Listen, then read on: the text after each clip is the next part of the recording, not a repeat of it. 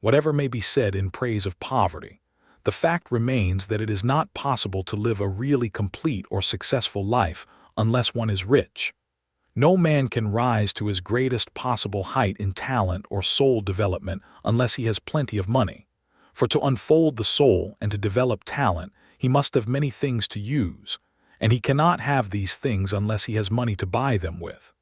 Man develops in mind, soul, and body by making use of things, and society is so organized that man must have money in order to become the possessor of things. Therefore, the basis of all advancement for man must be the science of getting rich. The object of all life is development, and everything that lives has an inalienable right to all the development it is capable of attaining. Man's right to life means his right to have the free and unrestricted use of all the things which may be necessary to his fullest mental, spiritual, and physical unfoldment, or, in other words, his right to be rich. In this book, I shall not speak of riches in a figurative way. To be really rich does not mean to be satisfied or contented with a little. No man ought to be satisfied with a little if he is capable of using and enjoying more.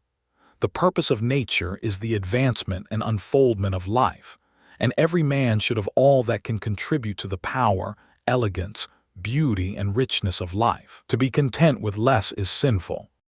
The man who owns all he wants for the living of all the life he is capable of living is rich, and no man who has not plenty of money can have all he wants. Life has advanced so far and become so complex that even the most ordinary man or woman requires a great amount of wealth in order to live in a manner that even approaches completeness. Every person naturally wants to become all that he is capable of becoming. This desire to realize innate possibilities is inherent in human nature. We cannot help wanting to be all that we can be. Success in life is becoming what you want to be. You can become what you want to be only by making use of things, and you can have the free use of things only as you become rich enough to buy them. To understand the science of getting rich is therefore the most essential of all knowledge. There is nothing wrong in wanting to get rich. The desire for riches is really the desire for a richer, fuller, and more abundant life, and that desire is praiseworthy. The man who does not desire to live more abundantly is abnormal, and so the man who does not desire to have money enough to buy all he wants is abnormal. There are three motives for which we live. We live for the body, we live for the mind, and we live for the soul. No one of these is better or holier than the other. All are alike desirable, and no one of the three, body, mind, or soul, can live fully if either of the others is cut short of full life and expression. It is not right or noble to live only for the soul and deny mind or body, and it is wrong to live for the intellect and deny body and soul. We are all acquainted with the loathsome consequences of living for the body and denying both mind and soul, and we see that real life means the complete expression of all that man can give forth through body, mind, and soul. Whatever he may say, no man can be really happy or satisfied unless his body is living fully in every function, and unless the same is true of his mind and his soul. Wherever there is unexpressed possibility, or function not performed, there is unsatisfied desire. Desire is possibility-seeking expression, or function-seeking performance. Man cannot live fully in body without good food, comfortable clothing, and warm shelter, and without freedom from excessive toil. Rest and recreation are also necessary to his physical life. He cannot live fully in mind without books and time to study them, without opportunity for travel and observation, or without intellectual companionship. To live fully in mind, he must have intellectual recreations, and must surround himself with all the objects of art and beauty he is capable of using and appreciating. To live fully in soul, man must have love, and love is denied expression by poverty. Man's highest happiness is found in the bestowal of benefits on those he loves. Love finds its most natural and spontaneous expression in giving. The man who has nothing to give cannot fill his place as a husband or father, as a citizen, or as a man. It is in the use of material things that man finds full life for his body, develops his mind, and unfolds his soul. It is therefore of supreme importance to him that he should be rich. It is perfectly right that you should desire to be rich. If you are a normal man or woman, you cannot help doing so. It is perfectly right that you should give your best attention to the science of getting rich, for it is the noblest and most necessary of all studies. If you neglect this study, you are derelict in your duty to yourself, to God, and to humanity, for you can render God and humanity no greater service than to make the most of yourself. There is a science of getting rich, and it is an exact science like algebra or arithmetic. There are certain laws which govern the process of acquiring riches. Once these laws are learned and obeyed by any man, he will get rich with mathematical certainty. The ownership of money and property comes as a result of doing things in a certain way. Those who do things in this certain way, whether on purpose or accidentally, get rich, while those who do not do things in this certain way, no matter how hard they work or how able they are, remain poor. It is a natural law that like causes always produce like effects, and therefore, any man or woman who learns to do things in this certain way will infallibly get rich. That the above statement is true is shown by the following facts.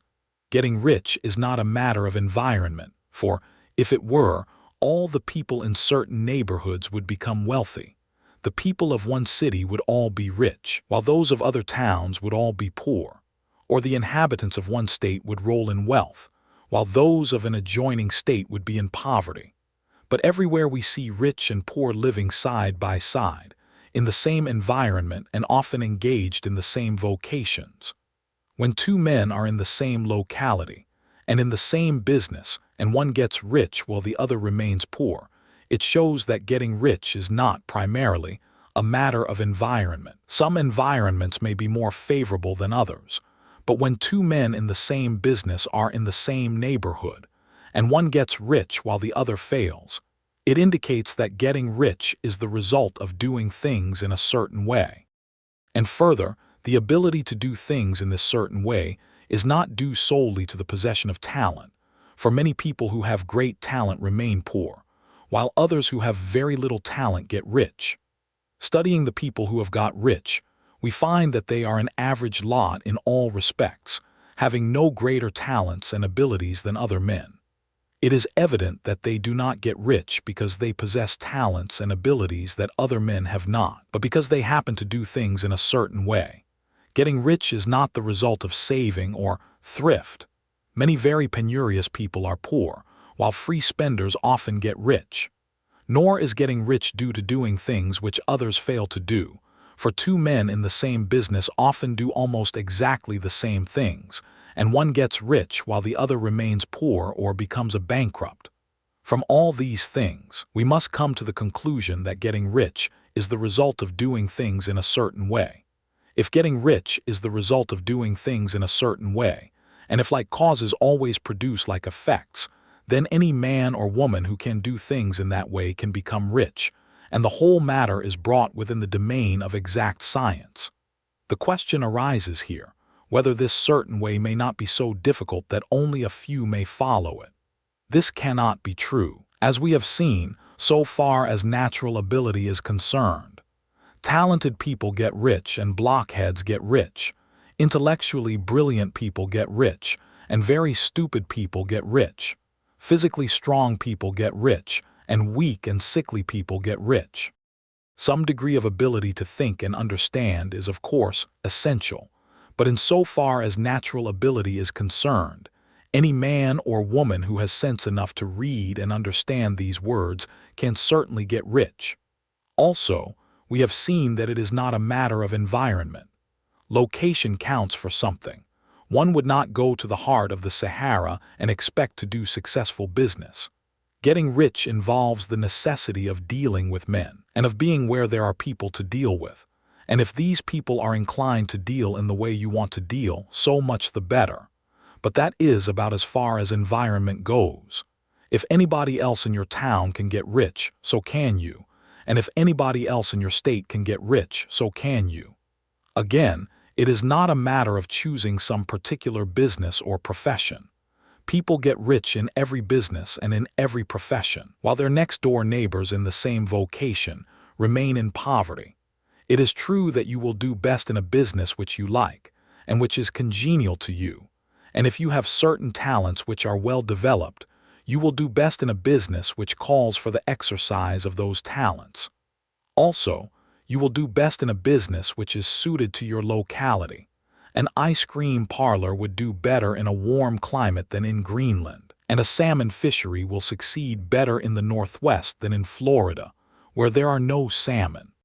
But aside from these general limitations, getting rich is not dependent upon your engaging in some particular business, but upon your learning to do things in a certain way. If you are now in business, and anybody else in your locality is getting rich in the same business, while you are not getting rich, it is because you are not doing things in the same way that the other person is doing them. No one is prevented from getting rich by lack of capital. True, as you get capital, the increase becomes more easy and rapid, but one who has capital is already rich and does not need to consider how to become so. No matter how poor you may be, if you begin to do things in the certain way, you will begin to get rich, and you will begin to have capital. The getting of capital is a part of the process of getting rich, and it is a part of the result which invariably follows the doing of things in the certain way. You may be the poorest man on the continent and be deeply in debt. You may have neither friends, influence, nor resources. But if you begin to do things in this way, you must infallibly begin to get rich, for like causes must produce like effects. If you have no capital, you can get capital. If you are in the wrong business, you can get into the right business. If you are in the wrong location, you can go to the right location, and you can do so by beginning in your present business, and in your present location to do things in the certain way, which causes success. No man is kept poor because opportunity has been taken away from him, because other people have monopolized the wealth and have put a fence around it. You may be shut off from engaging in business in certain lines, but there are other channels open to you.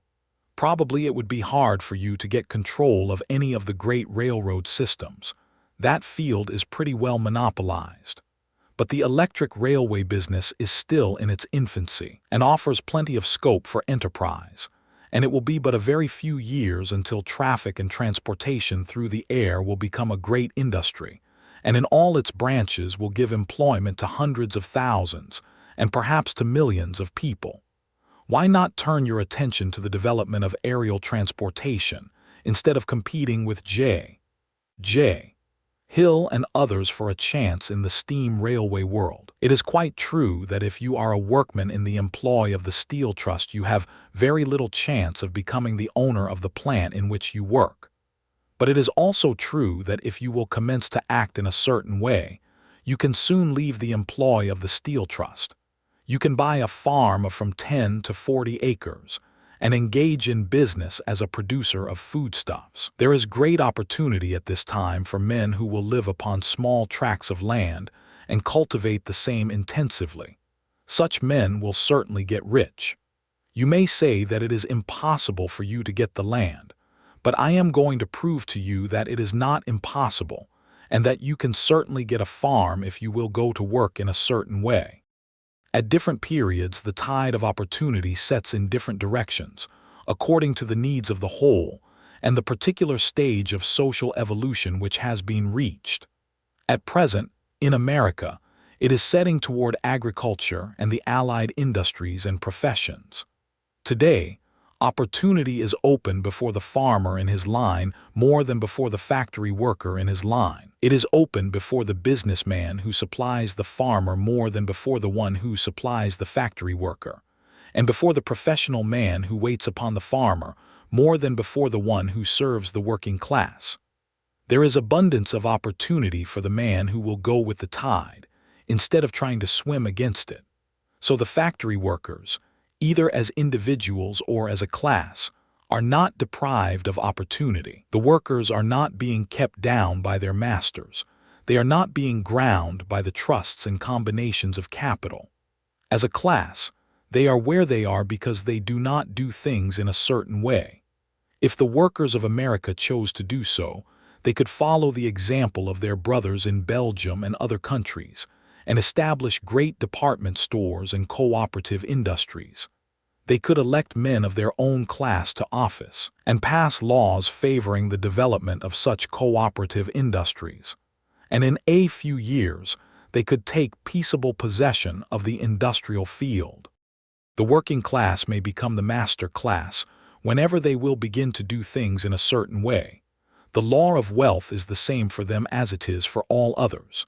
This they must learn, and they will remain where they are as long as they continue to do as they do. The individual worker, however, is not held down by the ignorance or the mental slothfulness of his class. He can follow the tide of opportunity to riches, and this book will tell him how. No one is kept in poverty by a shortness in the supply of riches. There is more than enough for all. A palace as large as the Capitol at Washington might be built for every family on earth from the building material in the United States alone. And under intensive cultivation, this country would produce wool, cotton, linen, and silk enough to clothe each person in the world finer than Solomon was arrayed in all his glory, together with food enough to feed them all luxuriously. The visible supply is practically inexhaustible, and the invisible supply really is inexhaustible. Everything you see on earth is made from one original substance, out of which all things proceed. New forms are constantly being made and older ones are dissolving, but all are shapes assumed by one thing. There is no limit to the supply of formless stuff or original substance.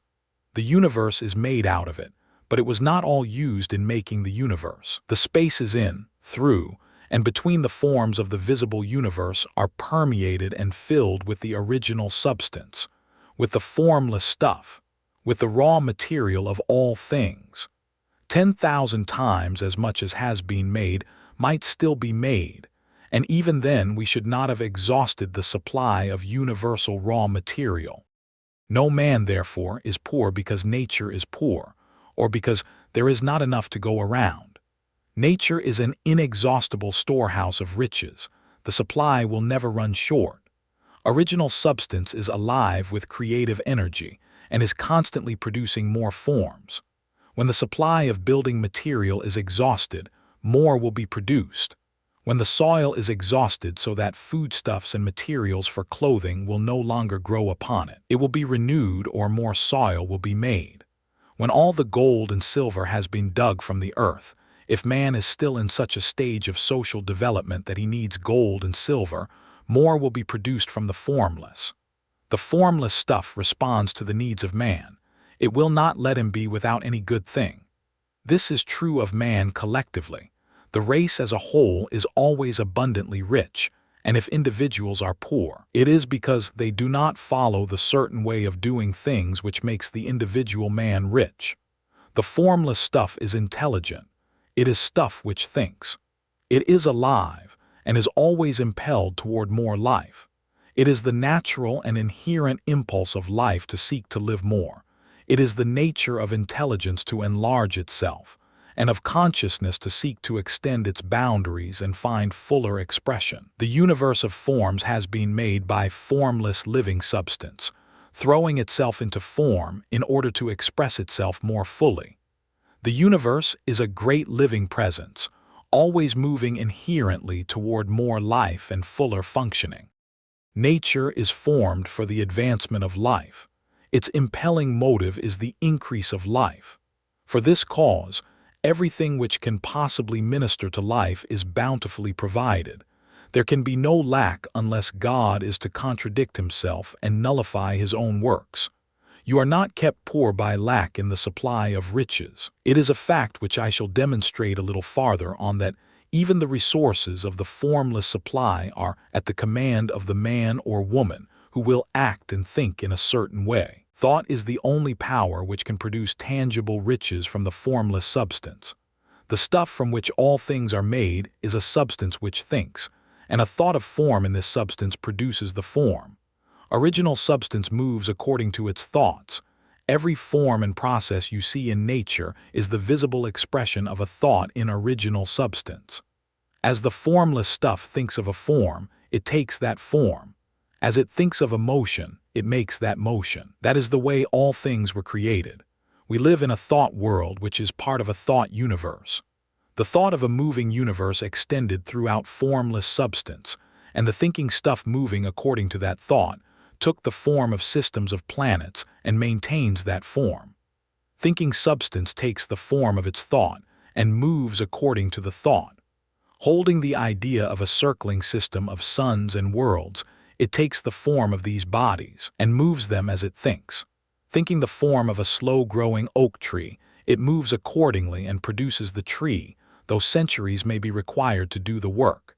In creating, the formless seems to move according to the lines of motion it has established. The thought of an oak tree does not cause the instant formation of a full-grown tree, but it does start in motion the forces which will produce the tree, along established lines of growth. Every thought of form, held in thinking substance, causes the creation of the form, but always, or at least generally, along lines of growth and action already established. The thought of a house of a certain construction, if it were impressed upon formless substance, might not cause the instant formation of the house, but it would cause the turning of creative energies already working in trade and commerce into such channels as to result in the speedy building of the house.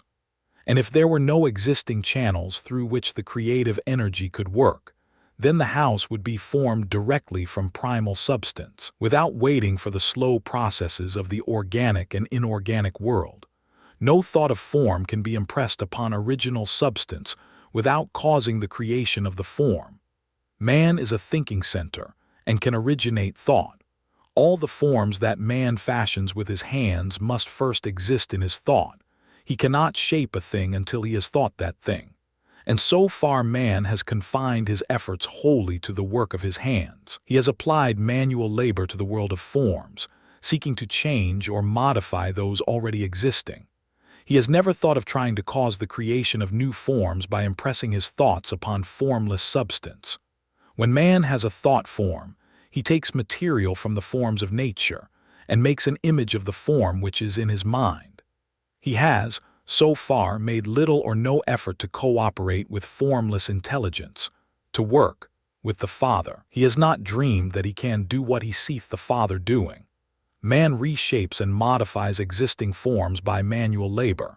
He has given no attention to the question whether he may not produce things from formless substance by communicating his thoughts to it. We propose to prove that he may do so, to prove that any man or woman may do so, and to show how.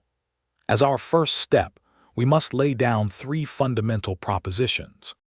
First, we assert that there is one original formless stuff, or substance, from which all things are made. All the seemingly many elements are but different presentations of one element.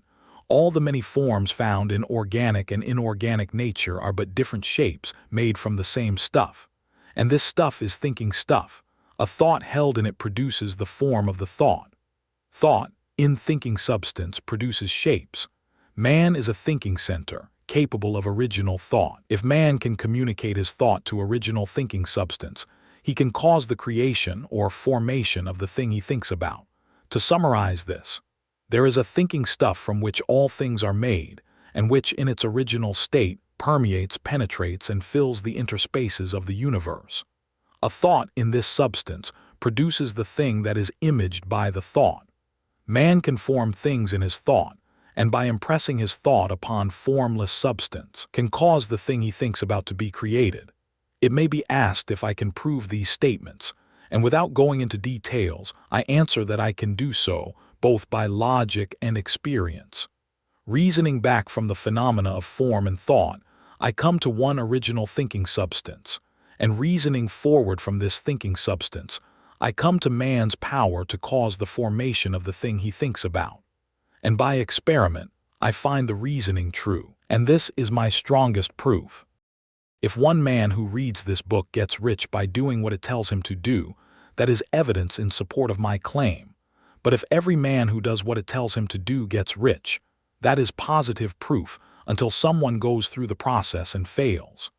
The theory is true until the process fails, and this process will not fail, for every man who does exactly what this book tells him to do will get rich. I have said that men get rich by doing things in a certain way. And in order to do so, men must become able to think in a certain way. A man's way of doing things is the direct result of the way he thinks about things.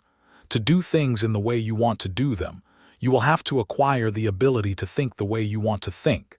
This is the first step toward getting rich.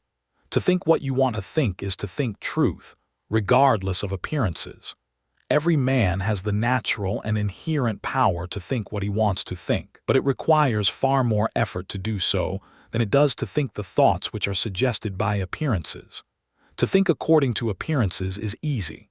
To think truth regardless of appearances is laborious and requires the expenditure of more power than any other work man is called upon to perform. There is no labor from which most people shrink as they do from that of sustained and consecutive thought. It is the hardest work in the world. This is especially true when truth is contrary to appearances. Every appearance in the visible world tends to produce a corresponding form in the mind which observes it, and this can only be prevented by holding the thought of the truth. To look upon the appearance of disease will produce the form of disease in your own mind, and ultimately in your body, unless you hold the thought of the truth, which is that there is no disease. It is only an appearance, and the reality is health. To look upon the appearances of poverty will produce corresponding forms in your own mind, unless you hold to the truth that there is no poverty, there is only abundance. To think health when surrounded by the appearances of disease, or to think riches when in the midst of appearances of poverty, requires power, but he who acquires this power becomes a master mind. He can conquer fate. He can have what he wants.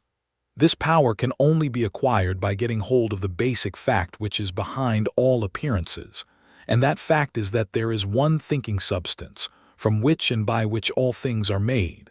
Then we must grasp the truth that every thought held in this substance becomes a form, and that man can so impress his thoughts upon it as to cause them to take form and become visible things. When we realize this, we lose all doubt and fear, for we know that we can create what we want to create. We can get what we want to have, and can become what we want to be. As a first step toward getting rich, you must believe the three fundamental statements given previously in this chapter, and in order to emphasize them, I repeat them here. There is a thinking stuff from which all things are made, and which, in its original state, permeates, penetrates, and fills the interspaces of the universe. A thought, in this substance, produces the thing that is imaged by the thought. Man can form things in his thought, and by impressing his thought upon formless substance, can cause the thing he thinks about to be created. You must lay aside all other concepts of the universe than this monistic one, and you must dwell upon this until it is fixed in your mind and has become your habitual thought. Read these creed statements over and over again, fix every word upon your memory, and meditate upon them until you firmly believe what they say. If a doubt comes to you, cast it aside as a sin. Do not listen to arguments against this idea. Do not go to churches or lectures where a contrary concept of things is taught or preached. Do not read magazines or books which teach a different idea. If you get mixed up in your faith, all your efforts will be in vain. Do not ask why these things are true, nor speculate as to how they can be true. Simply take them on trust. The science of getting rich begins with the absolute acceptance of this faith. You must get rid of the last vestige of the old idea that there is a deity whose will it is that you should be poor, or whose purposes may be served by keeping you in poverty. The intelligent substance which is all, and in all, and which lives in all and lives in you, is a consciously living substance. Being a consciously living substance, it must have the natural and inherent desire of every living intelligence for increase of life. Every living thing must continually seek for the enlargement of its life, because life, in the mere act of living, must increase itself. A seed dropped into the ground springs into activity, and in the act of living produces 100 more seeds. Life, by living, multiplies itself. It is forever becoming more.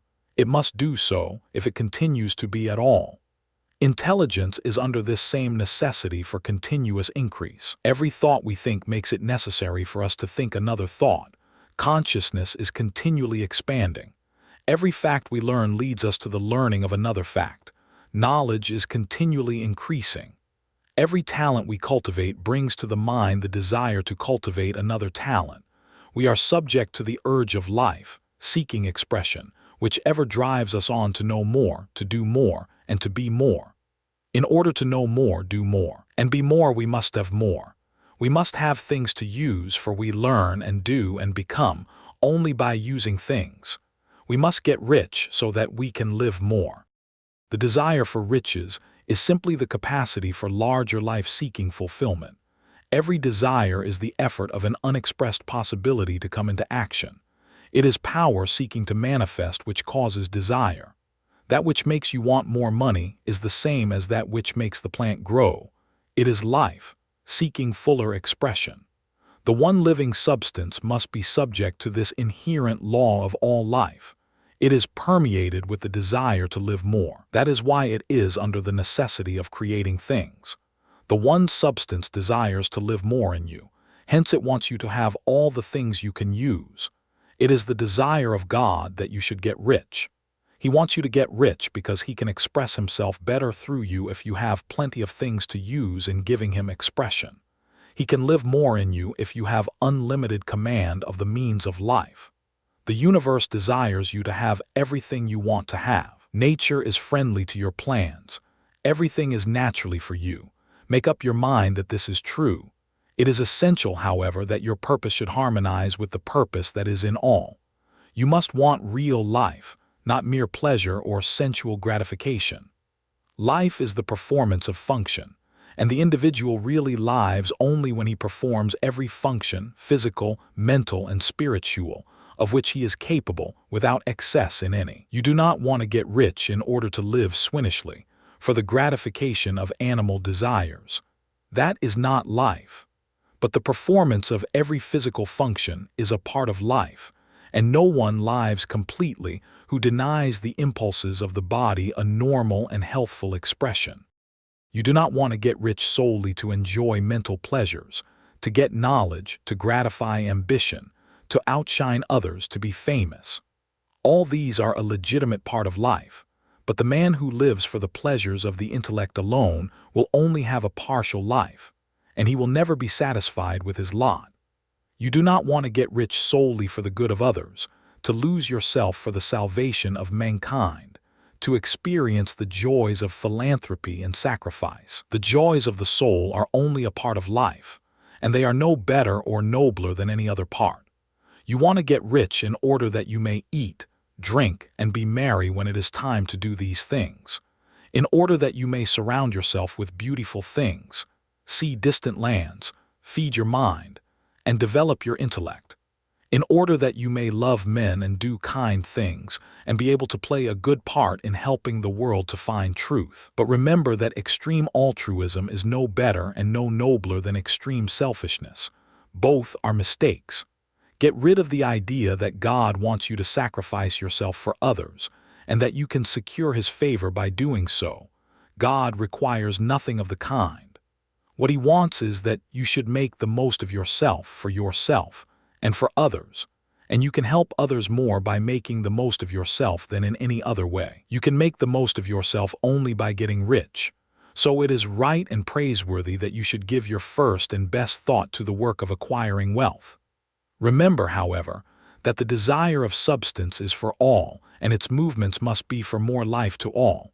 It cannot be made to work for less life to any, because it is equally in all, seeking riches and life. Intelligent substance will make things for you, but it will not take things away from someone else and give them to you. You must get rid of the thought of competition. You are to create, not to compete for what is already created. You do not have to take anything away from anyone. You do not have to drive sharp bargains. You do not have to cheat or to take advantage.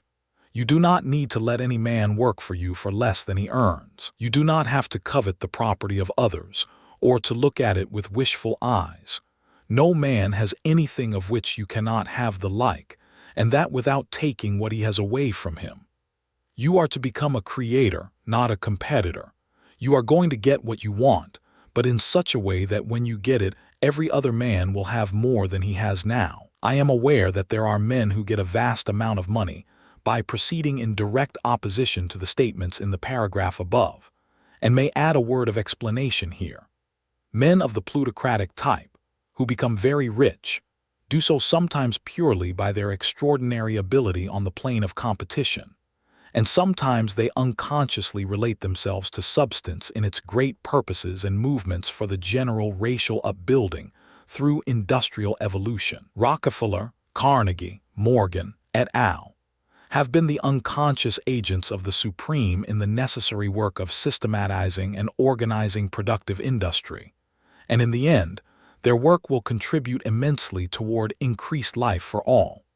Their day is nearly over. They have organized production and will soon be succeeded by the agents of the multitude who will organize the machinery of distribution. The multimillionaires are like the monster reptiles of the prehistoric eras.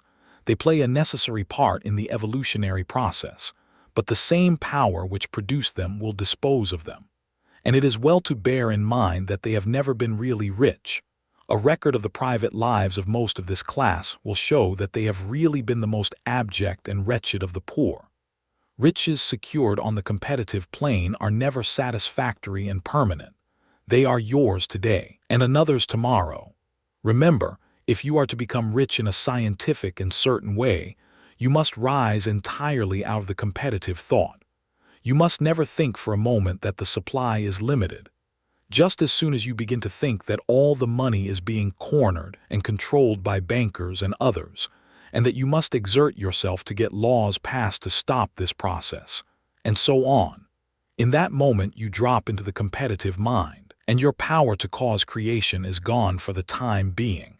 And what is worse, you will probably arrest the creative movements you have already instituted.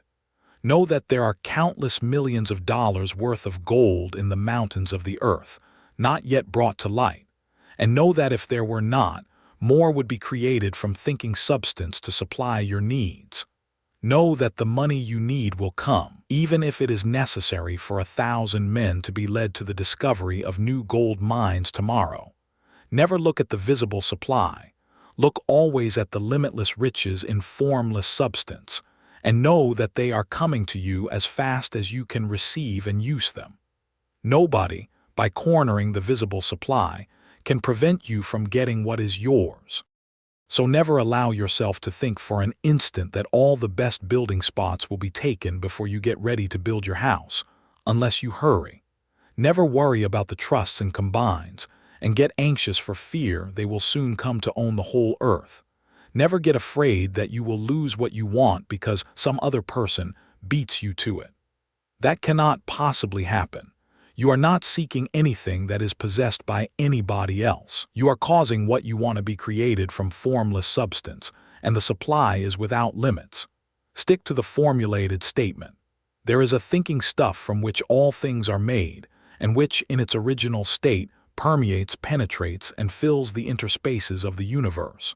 A thought in this substance produces the thing that is imaged by the thought.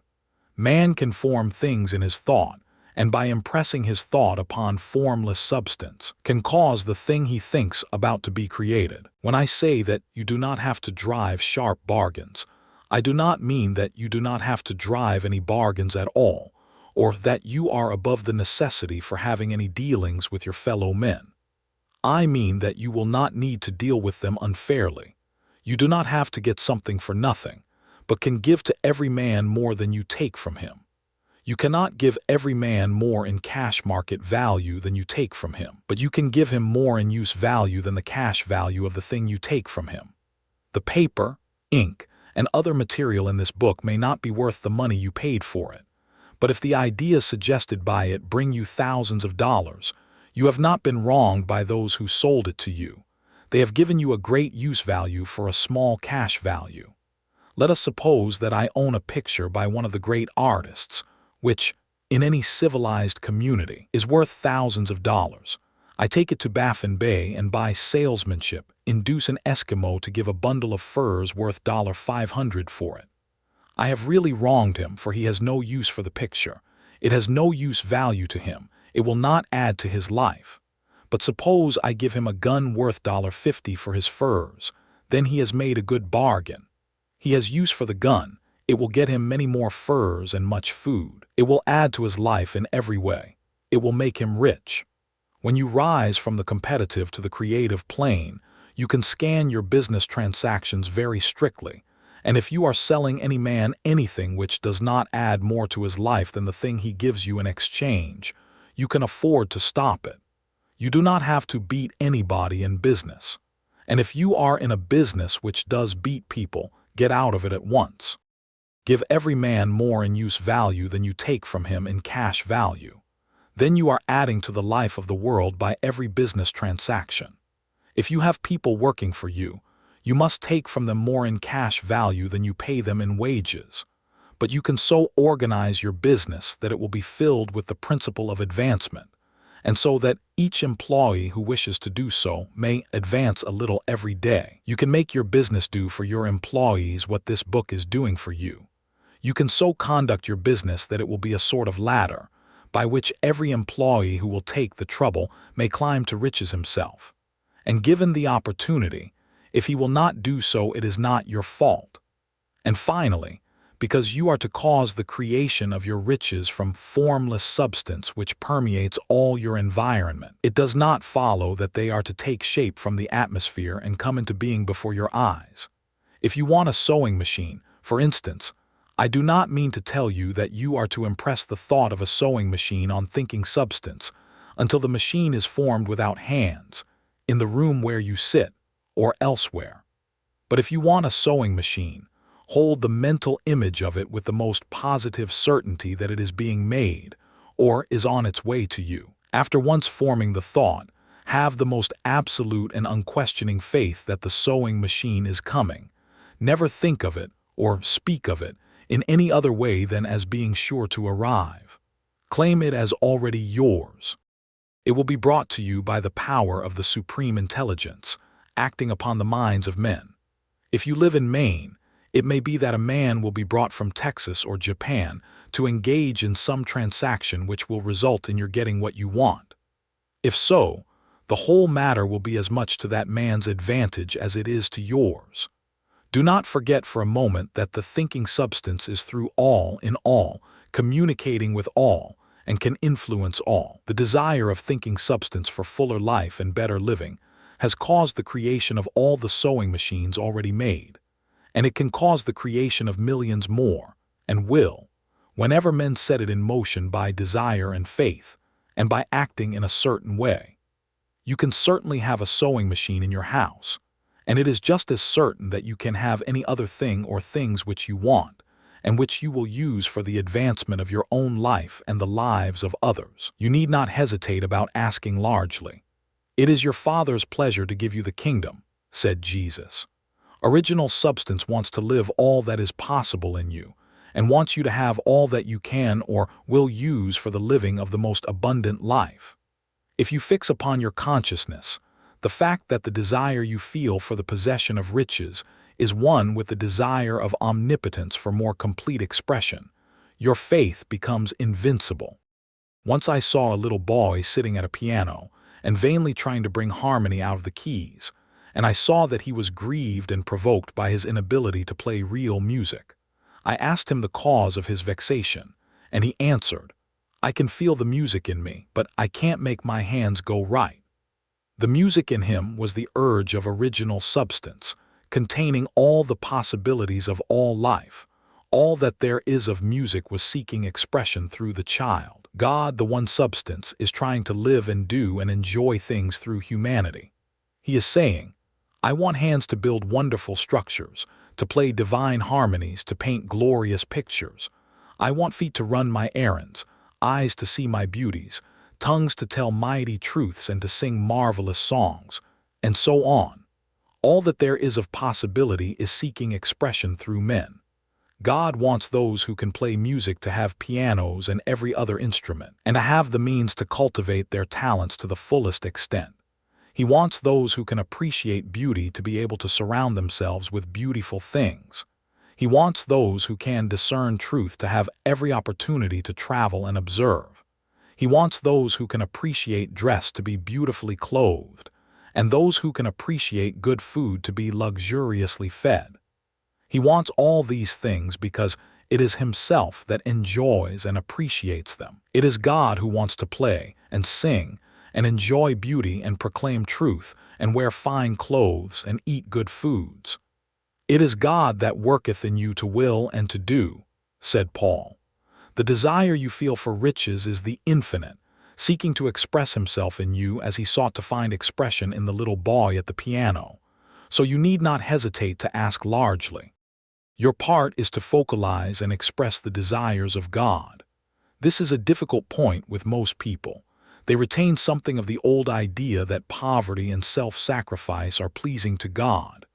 They look upon poverty as a part of the plan, a necessity of nature. They have the idea that God has finished his work and made all that he can make, and that the majority of men must stay poor because there is not enough to go around. They hold to so much of this erroneous thought that they feel ashamed to ask for wealth. They try not to want more than a very modest competence, just enough to make them fairly comfortable. I recall now the case of one student who was told that he must get in mind a clear picture of the things he desired, so that the creative thought of them might be impressed on formless substance.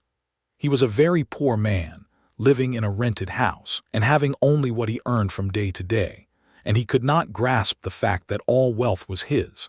So, after thinking the matter over, he decided that he might reasonably ask for a new rug for the floor of his best room and an anthracite coal stove to heat the house during the cold weather.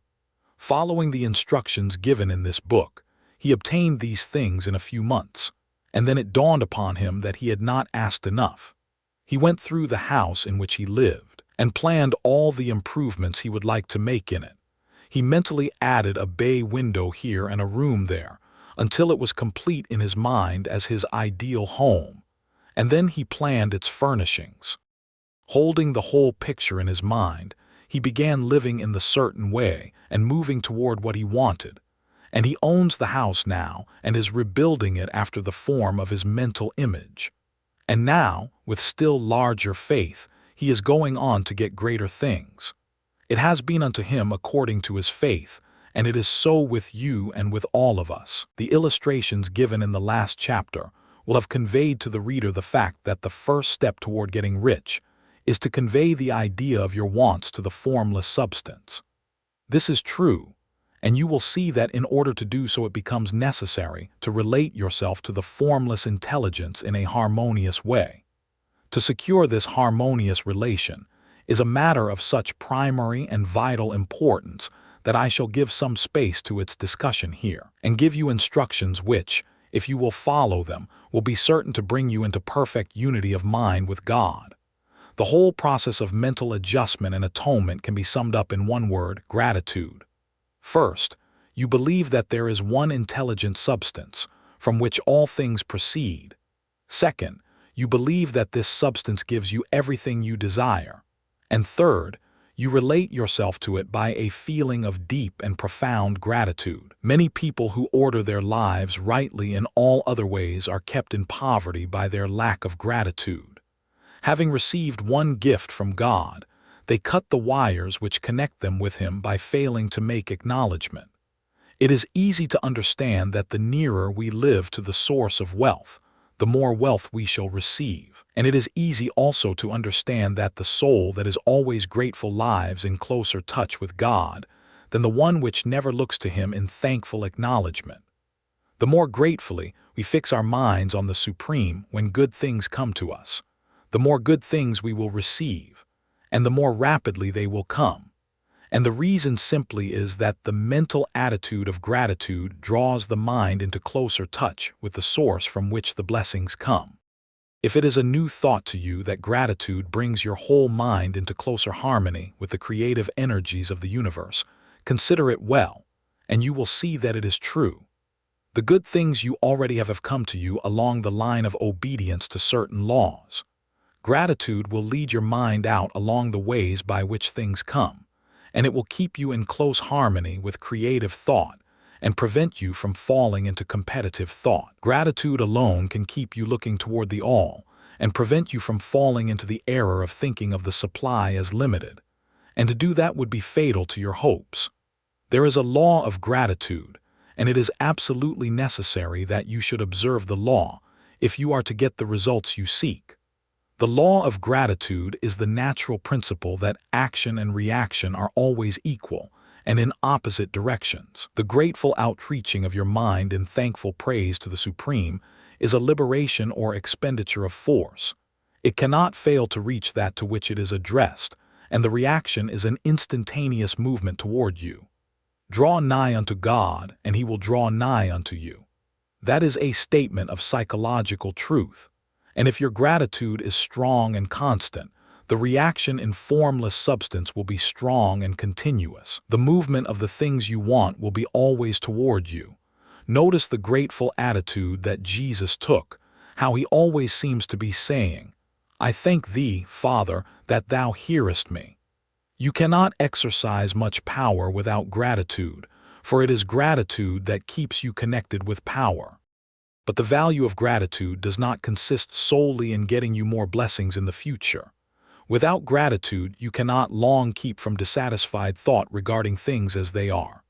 The moment you permit your mind to dwell with dissatisfaction upon things as they are, you begin to lose ground.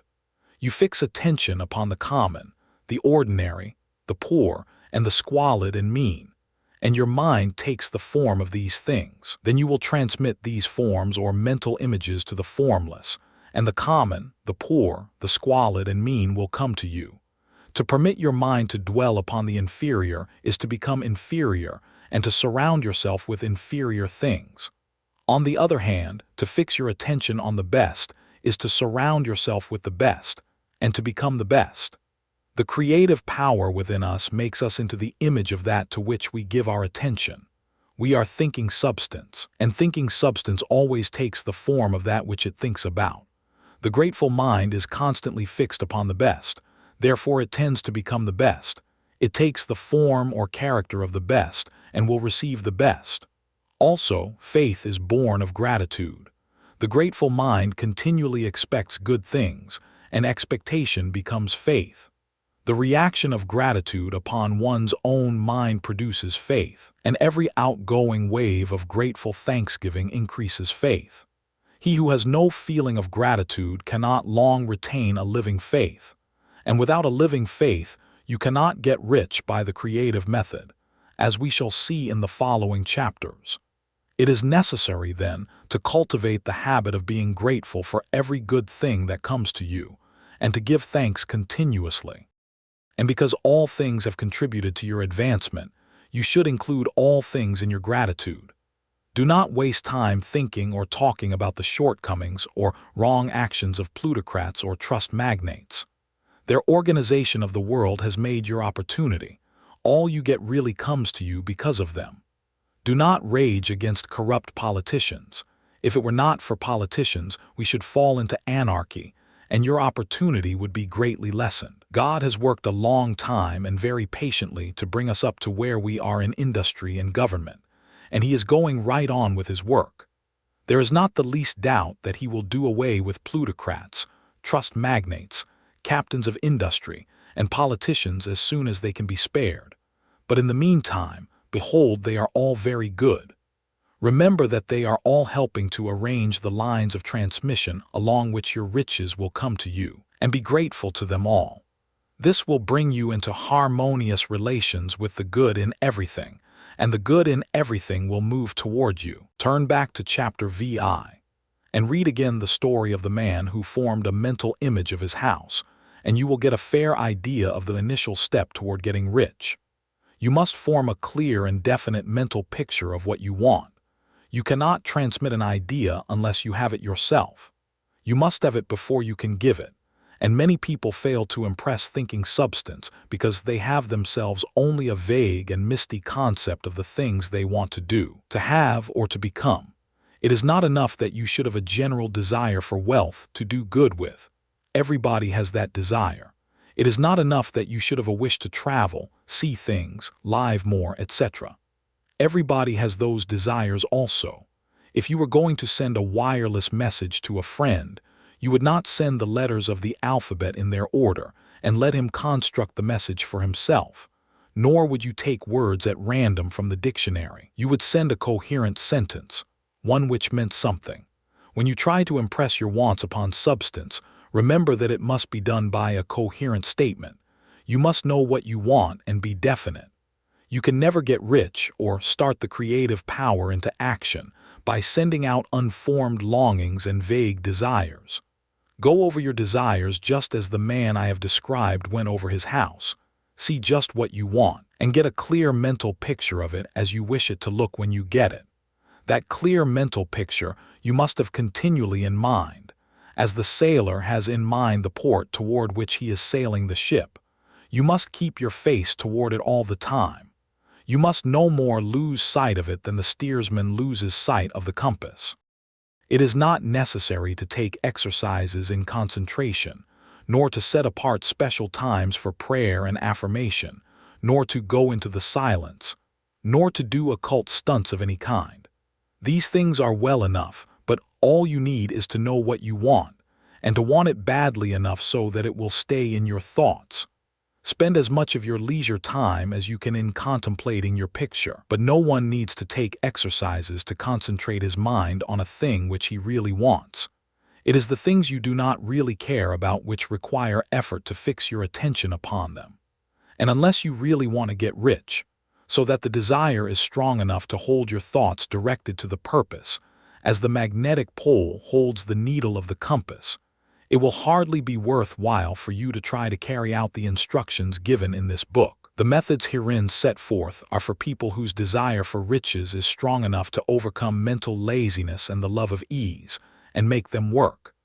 The more clear and definite you make your picture then, and the more you dwell upon it, bringing out all its delightful details, the stronger your desire will be. And the stronger your desire, the easier it will be to hold your mind fixed upon the picture of what you want. Something more is necessary, however, than merely to see the picture clearly. If that is all you do, you are only a dreamer and will have little or no power for accomplishment.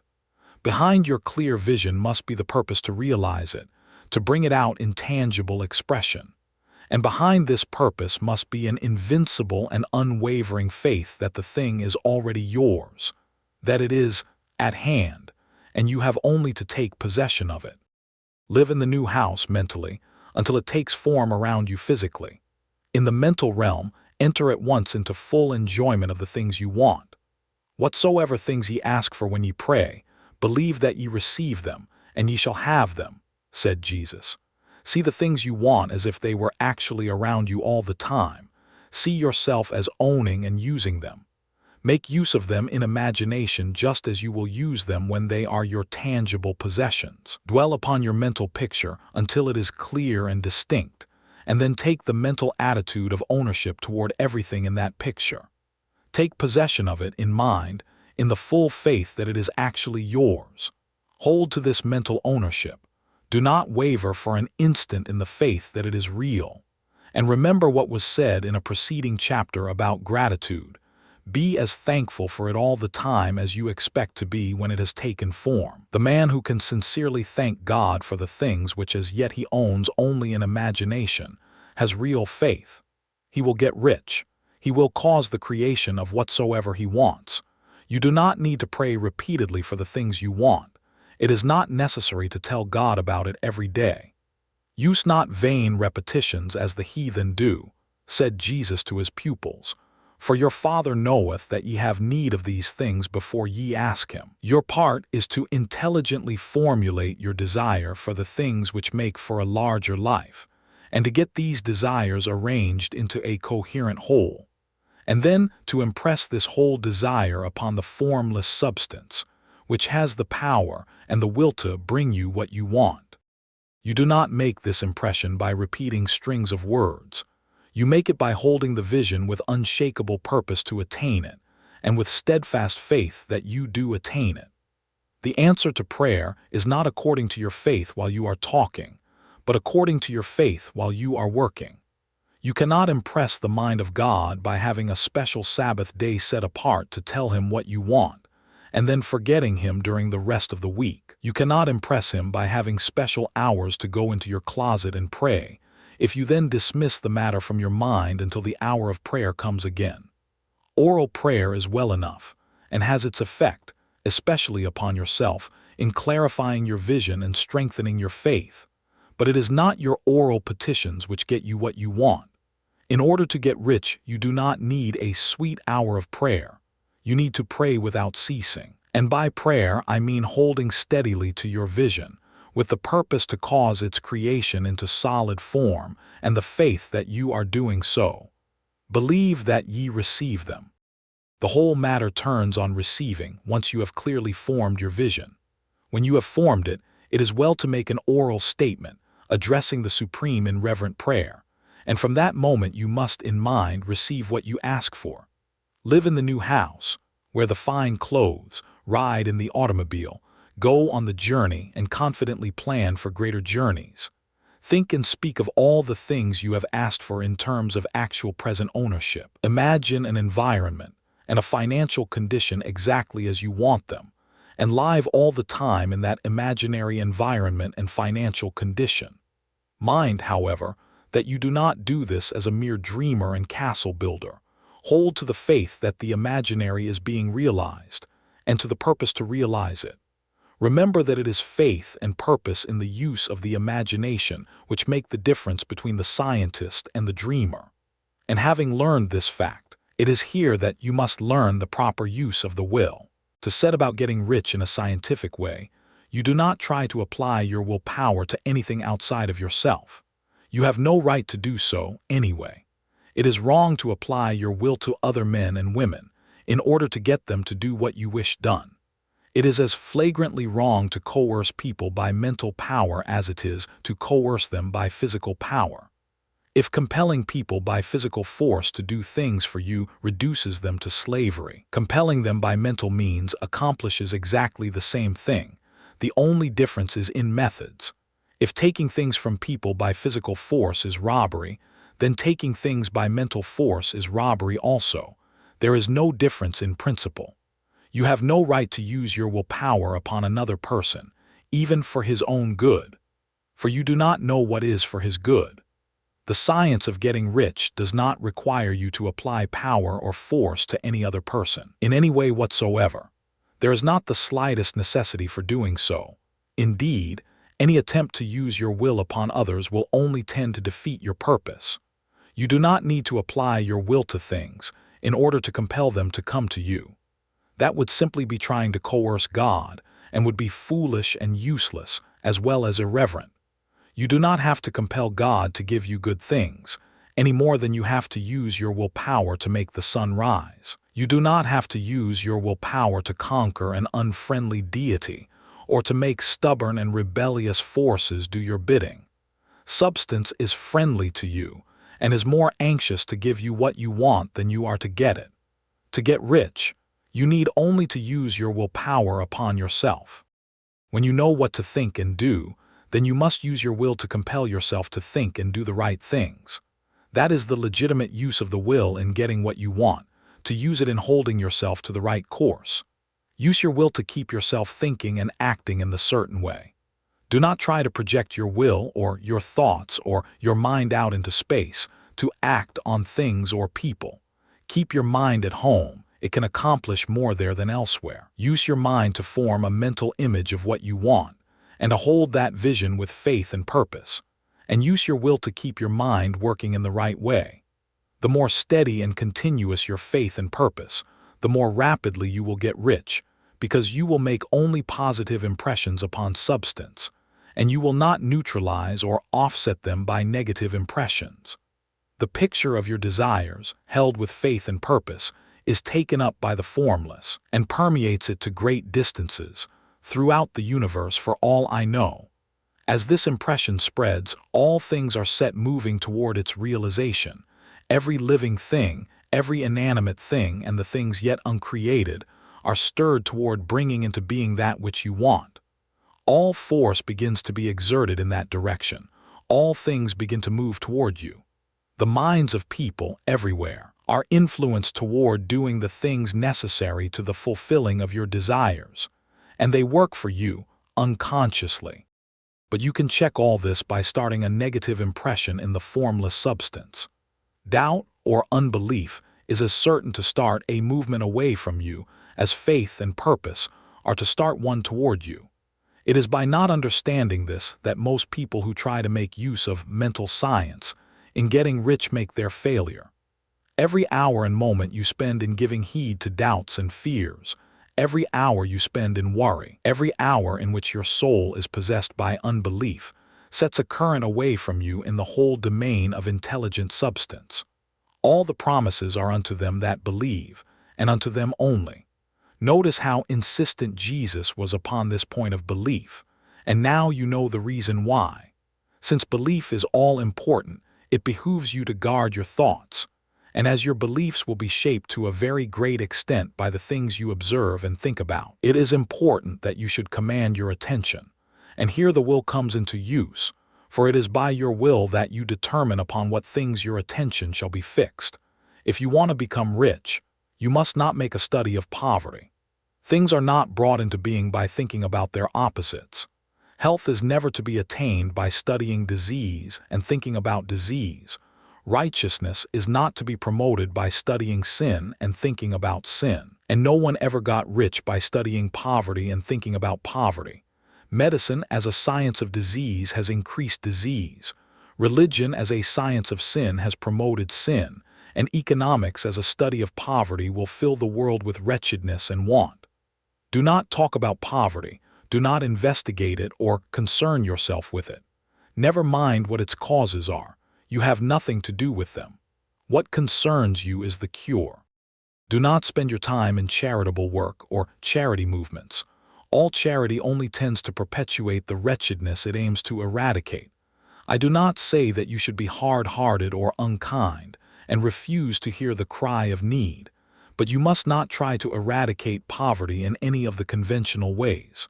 Put poverty behind you and put all that pertains to it behind you and make good. Get rich. That is the best way you can help the poor. And you cannot hold the mental image which is to make you rich if you fill your mind with pictures of poverty. Do not read books or papers which give circumstantial accounts of the wretchedness of the tenement dwellers, of the horrors of child labor, and so on. Do not read anything which fills your mind with gloomy images of want and suffering. You cannot help the poor in the least by knowing about these things, and the widespread knowledge of them does not tend at all to do away with poverty. What tends to do away with poverty is not the getting of pictures of poverty into your mind, but getting pictures of wealth into the minds of the poor. You are not deserting the poor in their misery when you refuse to allow your mind to be filled with pictures of that misery. Poverty can be done away with, not by increasing the number of well-to-do people who think about poverty, but by increasing the number of poor people who propose with faith to get rich. The poor do not need charity, they need inspiration. Charity only sends them a loaf of bread to keep them alive in their wretchedness, or gives them an entertainment to make them forget for an hour or two, but inspiration will cause them to rise out of their misery. If you want to help the poor, demonstrate to them that they can become rich.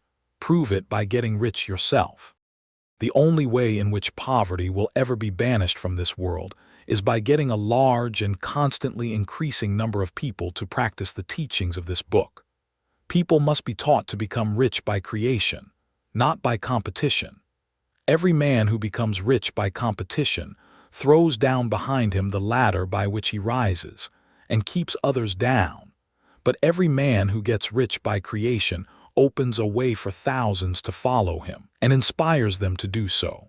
You are not showing hardness of heart or an unfeeling disposition when you refuse to pity poverty, see poverty, read about poverty, or think or talk about it, or to listen to those who do talk about it. Use your willpower to keep your mind off the subject of poverty, and to keep it fixed with faith and purpose on the vision of what you want. You cannot retain a true and clear vision of wealth if you are constantly turning your attention to opposing pictures, whether they be external or imaginary. Do not tell of your past troubles of a financial nature. If you have had them, do not think of them at all. Do not tell of the poverty of your parents or the hardships of your early life. To do any of these things is to mentally class yourself with the poor for the time being, and it will certainly check the movement of things in your direction. Let the dead bury their dead, as Jesus said. Put poverty and all things that pertain to poverty completely behind you. You have accepted a certain theory of the universe as being correct, and are resting all your hopes of happiness on its being correct. And what can you gain by giving heed to conflicting theories? Do not read religious books which tell you that the world is soon coming to an end, and do not read the writings of muckrakers and pessimistic philosophers who tell you that it is going to the devil. The world is not going to the devil, it is going to God. It is a wonderful becoming. True, there may be a good many things in existing conditions which are disagreeable, but what is the use of studying them when they are certainly passing away, and when the study of them only tends to check their passing and keep them with us? Why give time and attention to things which are being removed by evolutionary growth, when you can hasten their removal only by promoting the evolutionary growth as far as your part of it goes? No matter how horrible in seeming may be the conditions in certain countries, sections, or places, you waste your time and destroy your own chances by considering them. You should interest yourself in the world's becoming rich. Think of the riches the world is coming into, instead of the poverty it is growing out of. And bear in mind that the only way in which you can assist the world in growing rich is by growing rich yourself through the creative method, not the competitive one. Give your attention wholly to riches. Ignore poverty. Whenever you think or speak of those who are poor, think and speak of them as those who are becoming rich, as those who are to be congratulated rather than pitied. Then they and others will catch the inspiration and begin to search for the way out. Because I say that you are to give your whole time and mind and thought to riches, it does not follow that you are to be sordid or mean. To become really rich is the noblest aim you can have in life, for it includes everything else. On the competitive plane, the struggle to get rich is a godless scramble for power over other men. But when we come into the creative mind, all this is changed. All that is possible in the way of greatness and soul unfoldment, of service and lofty endeavor, comes by way of getting rich. All is made possible by the use of things. If you lack for physical health, you will find that the attainment of it is conditional on your getting rich. Only those who are emancipated from financial worry, and who have the means to live a carefree existence and follow hygienic practices, can have and retain health. Moral and spiritual greatness is possible only to those who are above the competitive battle for existence, and only those who are becoming rich on the plane of creative thought are free from the degrading influences of competition. If your heart is set on domestic happiness, remember that love flourishes best where there is refinement, a high level of thought, and freedom from corrupting influences. And these are to be found only where riches are attained by the exercise of creative thought, without strife or rivalry. You can aim at nothing so great or noble, I repeat, as to become rich. And you must fix your attention upon your mental picture of riches, to the exclusion of all that may tend to dim or obscure the vision. You must learn to see the underlying truth in all things. You must see beneath all seemingly wrong conditions the great one life ever moving forward toward fuller expression and more complete happiness. It is the truth that there is no such thing as poverty, that there is only wealth.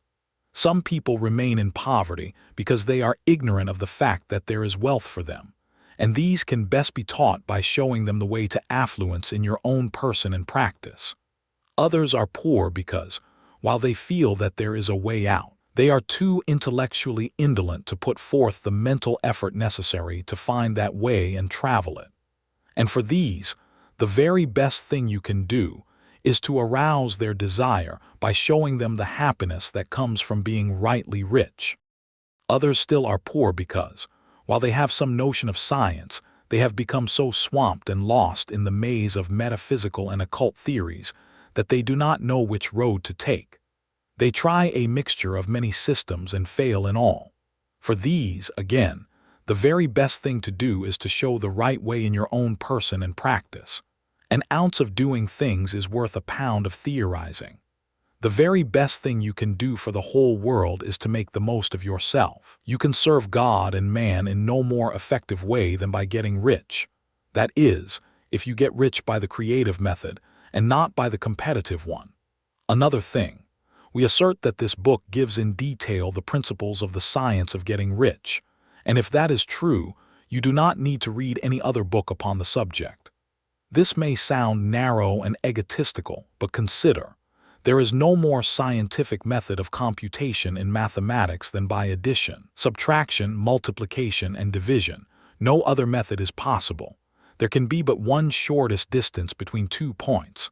There is only one way to think scientifically, and that is to think in the way that leads by the most direct and simple route to the goal. No man has yet formulated a briefer or less complex system than the one set forth herein. It has been stripped of all non-essentials. When you commence on this, lay all others aside. Put them out of your mind altogether.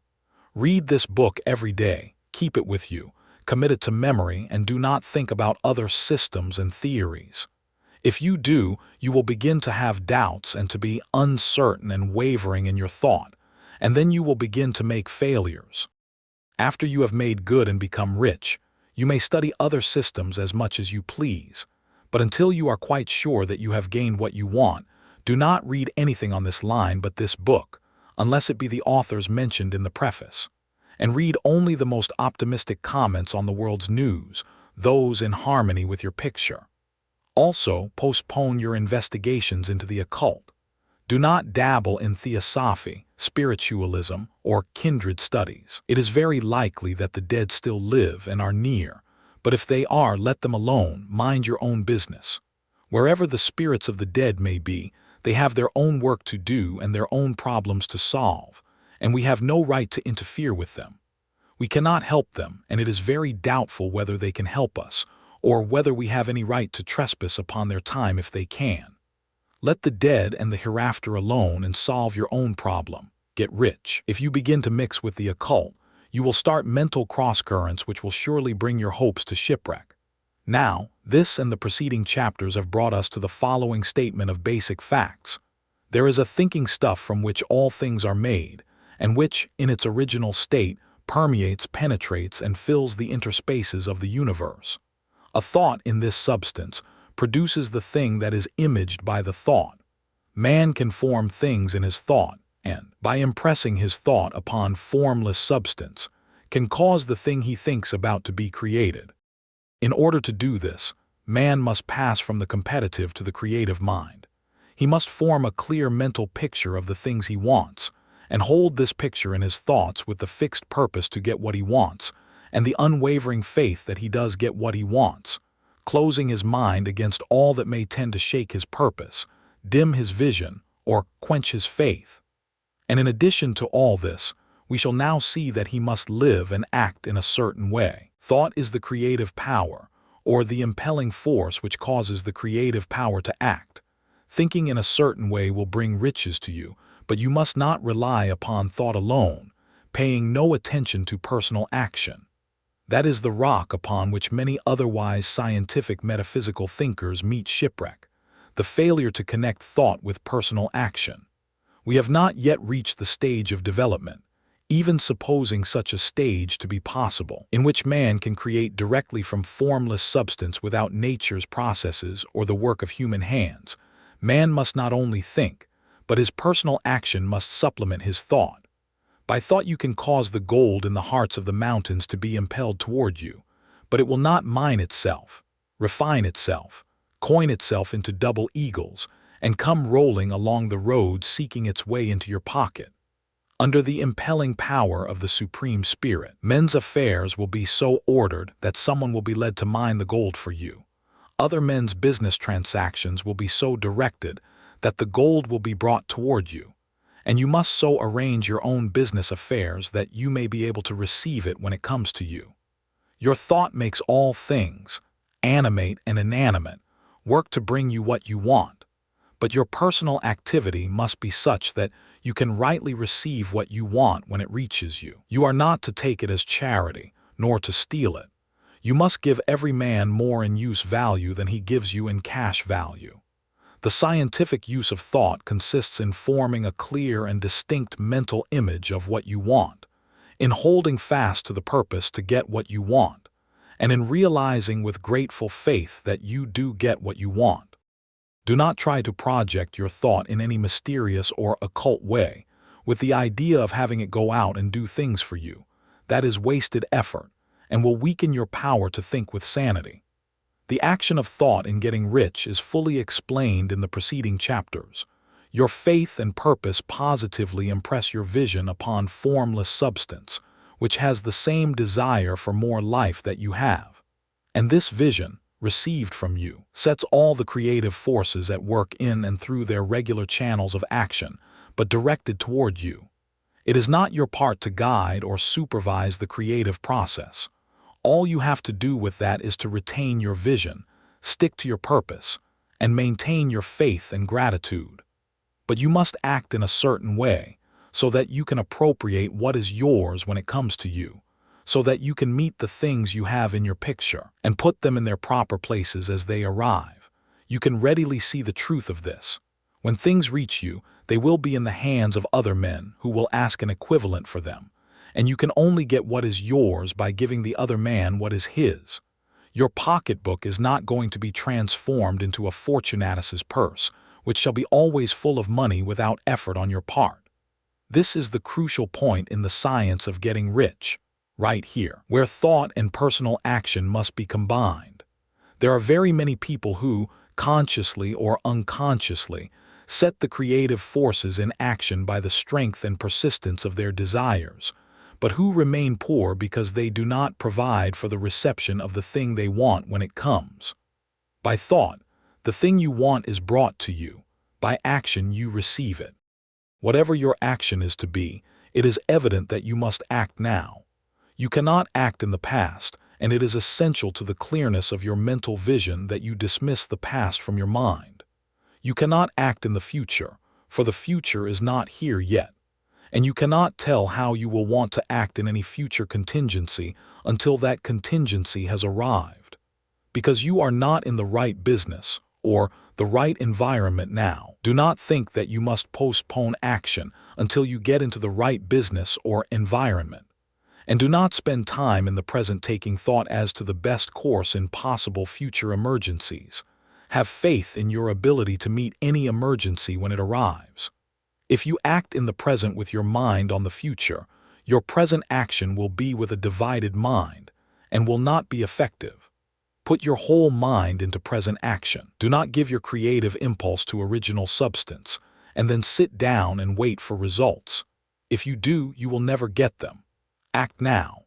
There is never any time but now, and there never will be any time but now. If you are ever to begin to make ready for the reception of what you want, you must begin now.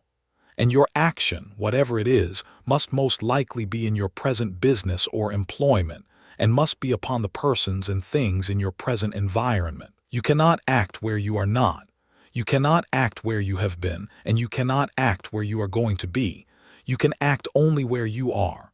Do not bother as to whether yesterday's work was well done or ill done. Do today's work well. Do not try to do tomorrow's work now. There will be plenty of time to do that when you get to it. Do not try, by occult or mystical means, to act on people or things that are out of your reach. Do not wait for a change of environment before you act. Get a change of environment by action. You can so act upon the environment in which you are now, as to cause yourself to be transferred to a better environment. Hold with faith and purpose the vision of yourself in the better environment, but act upon your present environment with all your heart, and with all your strength, and with all your mind. Do not spend any time in daydreaming or castle building. Hold to the one vision of what you want and act now. Do not cast about seeking some new thing to do, or some strange, unusual, or remarkable action to perform as a first step toward getting rich.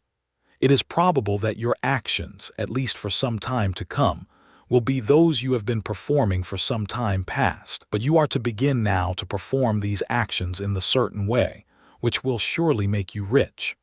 If you are engaged in some business and feel that it is not the right one for you, do not wait until you get into the right business before you begin to act.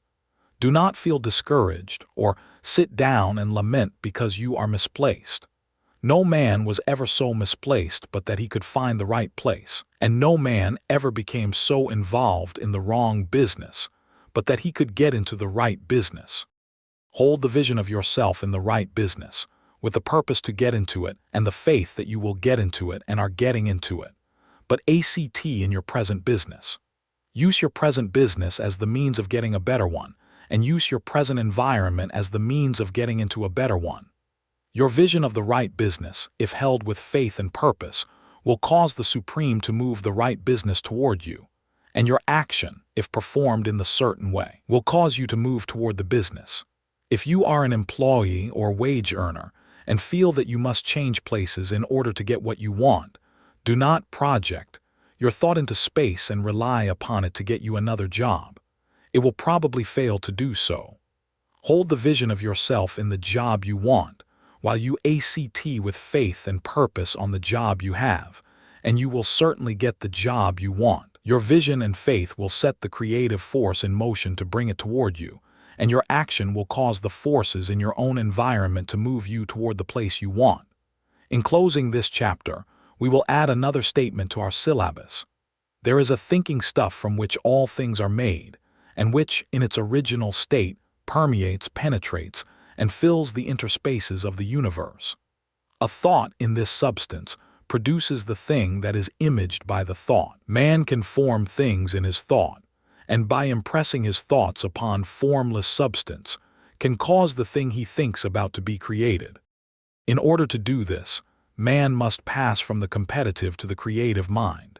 He must form a clear mental picture of the things he wants, and hold this picture in his thoughts with the fixed purpose to get what he wants, and the unwavering faith that he does get what he wants, closing his mind to all that may tend to shake his purpose, dim his vision, or quench his faith, that he may receive what he wants when it comes. Man must act now upon the people and things in his present environment. You must use your thought as directed in previous chapters, and begin to do what you can do where you are. And you must do all that you can do where you are. You can advance only by being larger than your present place, and no man is larger than his present place who leaves undone any of the work pertaining to that place. The world is advanced only by those who more than fill their present places. If no man quite filled his present place, you can see that there must be a going backward in everything. Those who do not quite fill their present places are a dead weight upon society, government, commerce, and industry. They must be carried along by others at a great expense. The progress of the world is retarded only by those who do not fill the places they are holding. They belong to a former age and a lower stage or plane of life, and their tendency is toward degeneration. No society could advance if every man was smaller than his place. Social evolution is guided by the law of physical and mental evolution. In the animal world, evolution is caused by excess of life. When an organism has more life than can be expressed in the functions of its own plane, it develops the organs of a higher plane, and a new species is originated. There never would have been new species had there not been organisms which more than filled their places. The law is exactly the same for you. Your getting rich depends upon your applying this principle to your own affairs. Every day is either a successful day or a day of failure, and it is the successful days which get you what you want. If every day is a failure, you can never get rich, while if every day is a success, you cannot fail to get rich. If there is something that may be done today, and you do not do it, you have failed in so far as that thing is concerned, and the consequences may be more disastrous than you imagine. You cannot foresee the results of even the most trivial act. You do not know the workings of all the forces that have been set moving in your behalf. Much may be depending on your doing some simple act. It may be the very thing which is to open the door of opportunity to very great possibilities. You can never know all the combinations which supreme intelligence is making for you in the world of things and of human affairs. Your neglect or failure to do some small thing may cause a long delay in getting what you want. Do, every day, all that can be done that day. There is, however, a limitation or qualification of the above that you must take into account. You are not to overwork, nor to rush blindly into your business in the effort to do the greatest possible number of things in the shortest possible time. You are not to try to do tomorrow's work today, nor to do a week's work in a day. It is really not the number of things you do, but the efficiency of each separate action that counts. Every act is in itself either a success or a failure. Every act is in itself either effective or inefficient. Every inefficient act is a failure, and if you spend your life in doing inefficient acts, your whole life will be a failure. The more things you do, the worse for you if all your acts are inefficient ones. On the other hand, every efficient act is a success in itself, and if every act of your life is an efficient one, your whole life must be a success. The cause of failure is doing too many things in an inefficient manner, and not doing enough things in an efficient manner. You will see that it is a self-evident proposition that if you do not do any inefficient acts, and if you do a sufficient number of efficient acts, you will become rich. If now it is possible for you to make each act an efficient one, you see again that the getting of riches is reduced to an exact science like mathematics. The matter turns, then, on the question whether you can make each separate act a success in itself. And this you can certainly do. You can make each act a success, because all power is working with you, and all power cannot fail. Power is at your service, and to make each act efficient, you have only to put power into it. Every action is either strong or weak, and when everyone is strong, you are acting in the certain way which will make you rich. Every act can be made strong and efficient by holding your vision while you are doing it, and putting the whole power of your faith and purpose into it. It is at this point that the people fail who separate mental power from personal action. They use the power of mind in one place and at one time, and they act in another place and at another time. So their acts are not successful in themselves. Too many of them are inefficient. But if all power goes into every act, no matter how commonplace, every act will be a success in itself. And as in the nature of things, every success opens the way to other successes. Your progress toward what you want, and the progress of what you want toward you, will become increasingly rapid. Remember that successful action is cumulative in its results. Since the desire for more life is inherent in all things, when a man begins to move toward larger life, more things attach themselves to him, and the influence of his desire is multiplied. Do, every day, all that you can do that day, and do each act in an efficient manner. In saying that you must hold your vision while you are doing each act, however trivial or commonplace, I do not mean to say that it is necessary at all times to see the vision distinctly to its smallest details. It should be the work of your leisure hours to use your imagination on the details of your vision, and to contemplate them until they are firmly fixed upon your memory. If you wish speedy results, spend practically all your spare time in this practice. By continuous contemplation, you will get the picture of what you want, even to the smallest details, so firmly fixed upon your mind, and so completely transferred to the mind of formless substance, that in your working hours you need only to mentally refer to the picture to stimulate your faith and purpose, and cause your best effort to be put forth. Contemplate your picture in your leisure hours until your consciousness is so full of it that you can grasp it instantly. You will become so enthused with its bright promises that the mere thought of it will call forth the strongest energies of your whole being. Let us again repeat our syllabus, and by slightly changing the closing statements bring it to the point we have now reached. There is a thinking stuff from which all things are made, and which, in its original state, permeates, penetrates, and fills the interspaces of the universe. A thought in this substance produces the thing that is imaged by the thought. Man can form things in his thought, and by impressing his thought upon formless substance, can cause the thing he thinks about to be created. In order to do this, man must pass from the competitive to the creative mind. He must form a clear mental picture of the things he wants, and do with faith and purpose all that can be done each day, doing each separate thing in an efficient manner. Success in any particular business depends for one thing upon your possessing in a well-developed state the faculties required in that business.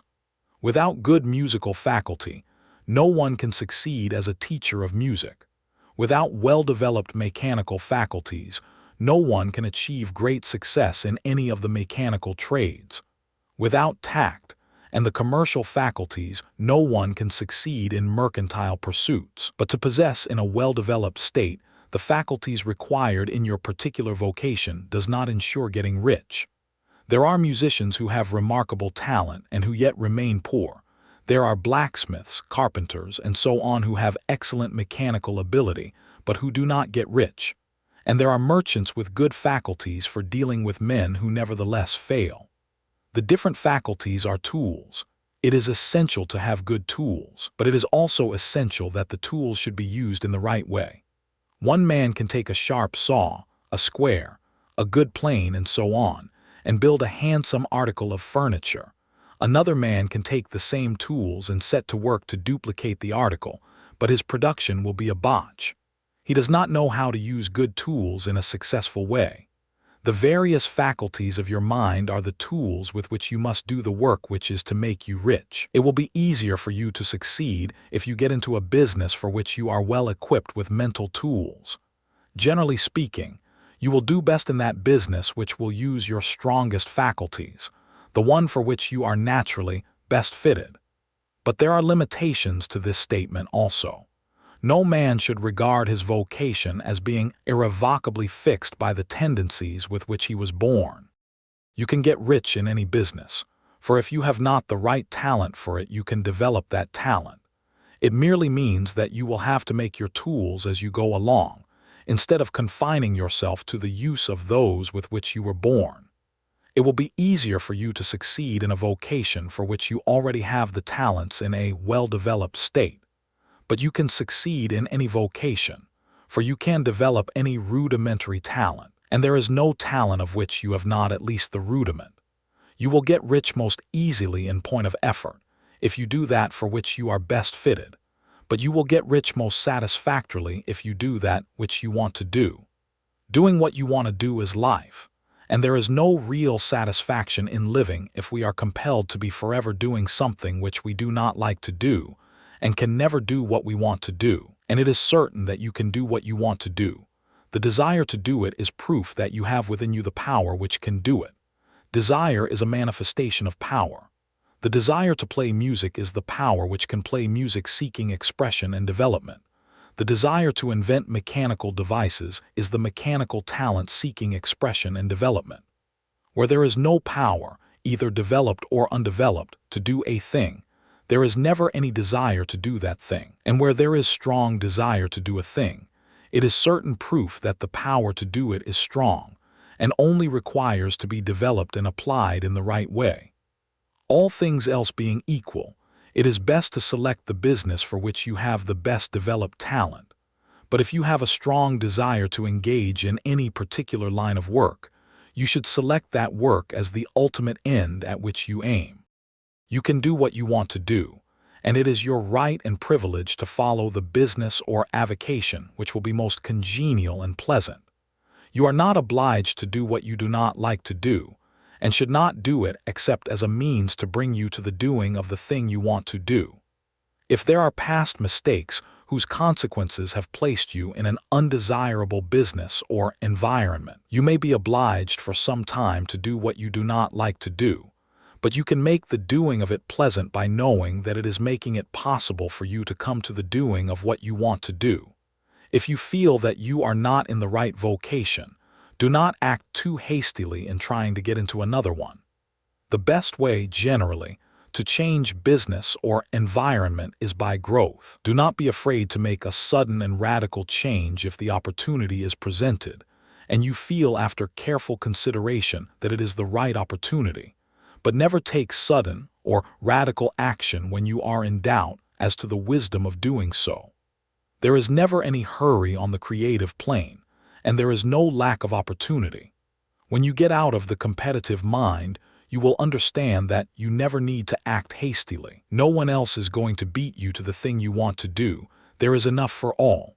If one place is taken, another and a better one will be open for you a little farther on. There is plenty of time. When you are in doubt, wait. Fall back on the contemplation of your vision and increase your faith and purpose. And by all means, in times of doubt and indecision, cultivate gratitude. A day or two spent in contemplating the vision of what you want, and an earnest thanksgiving that you are getting it, will bring your mind into such close relationship with the Supreme that you will make no mistake when you do act. There is a mind which knows all there is to know, and you can come into close unity with this mind by faith and the purpose to advance in life, if you have deep gratitude. Mistakes come from acting hastily, or from acting in fear or doubt, or in forgetfulness of the right motive, which is more life to all and less to none. As you go on in the certain way, opportunities will come to you in increasing number, and you will need to be very steady in your faith and purpose, and to keep in close touch with the All-Mind by reverent gratitude. Do all that you can do in a perfect manner every day, but do it without haste, worry, or fear. Go as fast as you can, but never hurry. Remember that in the moment you begin to hurry, you cease to be a creator and become a competitor. You drop back upon the old plane again. Whenever you find yourself hurrying, call a halt, fix your attention on the mental image of the thing you want, and begin to give thanks that you are getting it. The exercise of gratitude will never fail to strengthen your faith and renew your purpose. Whether you change your vocation or not, your actions for the present must be those pertaining to the business in which you are now engaged. You can get into the business you want by making constructive use of the business you are already established in, by doing your daily work in a certain way. And insofar as your business consists in dealing with other men, whether personally or by letter, the key thought of all your efforts must be to convey to their minds the impression of increase. Increase is what all men and all women are seeking. It is the urge of the formless intelligence within them, seeking fuller expression. The desire for increase is inherent in all nature. It is the fundamental impulse of the universe.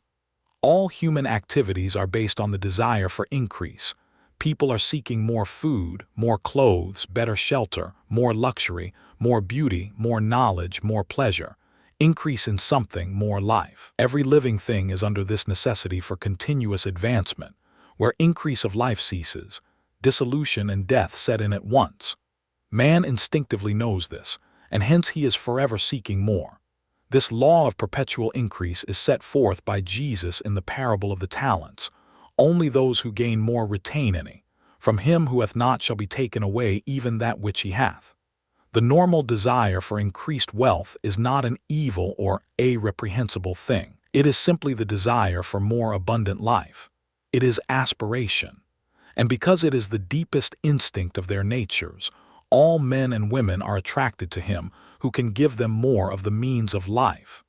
In following the certain way as described in the foregoing pages, you are getting continuous increase for yourself, and you are giving it to all with whom you deal. You are a creative center from which increase is given off to all. Be sure of this, and convey assurance of the fact to every man, woman, and child with whom you come in contact.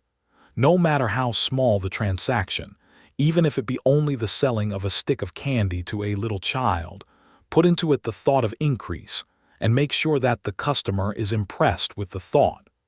Convey the impression of advancement with everything you do, so that all people shall receive the impression that you are an advancing man, and that you advance all who deal with you, even to the people whom you meet in a social way, without any thought of business, and to whom you do not try to sell anything, give the thought of increase. You can convey this impression by holding the unshakable faith that you, yourself, are in the way of increase, and by letting this faith inspire, fill, and permeate every action. Do everything that you do in the firm conviction that you are an advancing personality, and that you are giving advancement to everybody. Feel that you are getting rich, and that in so doing you are making others rich and conferring benefits on all. Do not boast or brag of your success or talk about it unnecessarily. True faith is never boastful. Wherever you find a boastful person, you find one who is secretly doubtful and afraid.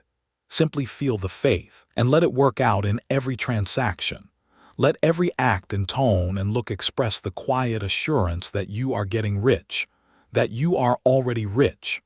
Words will not be necessary to communicate this feeling to others. They will feel the sense of increase when in your presence and will be attracted to you again. You must so impress others that they will feel that in associating with you they will get increase for themselves. See that you give them a use value greater than the cash value you are taking from them. Take an honest pride in doing this and let everybody know it, and you will have no lack of customers. People will go where they are given increase, and the Supreme, which desires increase in all and which knows all, will move toward you men and women who have never heard of you. Your business will increase rapidly, and you will be surprised at the unexpected benefits which will come to you. You will be able from day to day to make larger combinations, secure greater advantages, and to go on into a more congenial vocation if you desire to do so.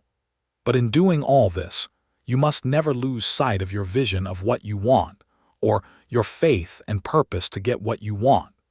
Let me here give you another word of caution in regard to motives. Beware of the insidious temptation to seek for power over other men.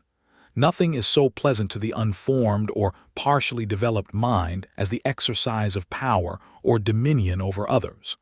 The desire to rule for selfish gratification has been the curse of the world. For countless ages, kings and lords have drenched the earth with blood in their battles to extend their dominions. This not to seek more life for all, but to get more power for themselves.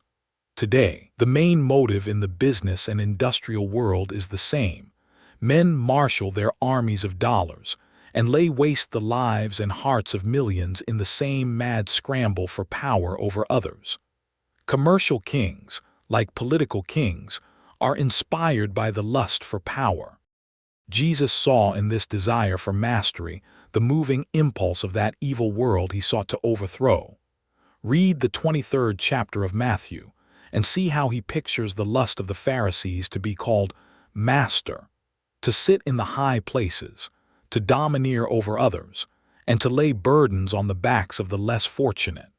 And note how he compares this lust for dominion with the brotherly seeking for the common good to which he calls his disciples. Look out for the temptation to seek for authority, to become a master, to be considered as one who is above the common herd, to impress others by lavish display, and so on. The mind that seeks for mastery over others is the competitive mind, and the competitive mind is not the creative one. In order to master your environment and your destiny, it is not at all necessary that you should rule over your fellow men. And indeed, when you fall into the world's struggle for the high places, you begin to be conquered by fate and environment, and your getting rich becomes a matter of chance and speculation. Beware of the competitive mind. No better statement of the principle of creative action can be formulated than the favorite declaration of the late Golden Rule Jones of Toledo. What I want for myself, I want for everybody. What I have said in the last chapter applies as well to the professional man and the wage earner as to the man who is engaged in mercantile business. No matter whether you are a physician, a teacher, or a clergyman, if you can give increase of life to others and make them sensible of the fact, they will be attracted to you, and you will get rich. The physician who holds the vision of himself as a great and successful healer, and who works toward the complete realization of that vision with faith and purpose, as described in former chapters, will come into such close touch with the source of life that he will be phenomenally successful. Patients will come to him in throngs. No one has a greater opportunity to carry into effect the teachings of this book than the practitioner of medicine. It does not matter to which of the various schools he may belong, for the principle of healing is common to all of them and may be reached by all alike. The advancing man in medicine, who holds to a clear mental image of himself as successful, and who obeys the laws of faith, purpose, and gratitude, will cure every curable case he undertakes, no matter what remedies he may use. In the field of religion, the world cries out for the clergyman who can teach his hearers the true science of abundant life. He who masters the details of the science of getting rich, together with the allied sciences of being well, of being great, and of winning love, and who teaches these details from the pulpit, will never lack for a congregation. This is the gospel that the world needs. It will give increase of life, and men will hear it gladly, and will give liberal support to the man who brings it to them. What is now needed is a demonstration of the science of life from the pulpit. We want preachers who can not only tell us how, but who in their own persons will show us how. We need the preacher who will himself be rich, healthy, great, and beloved, to teach us how to attain to these things. And when he comes, he will find a numerous and loyal following. The same is true of the teacher who can inspire the children with the faith and purpose of the advancing life. He will never be out of a job. And any teacher who has this faith and purpose can give it to his pupils. He cannot help giving it to them if it is part of his own life and practice. What is true of the teacher, preacher, and physician is true of the lawyer, dentist, real estate man, insurance agent, of everybody. The combined mental and personal action I have described is infallible. It cannot fail. Every man and woman who follows these instructions steadily, perseveringly, and to the letter will get rich. The law of the increase of life is as mathematically certain in its operation as the law of gravitation. Getting rich is an exact science. The wage earner will find this as true of his case as of any of the others mentioned. Do not feel that you have no chance to get rich because you are working where there is no visible opportunity for advancement, where wages are small and the cost of living high. Form your clear mental vision of what you want and begin to act with faith and purpose.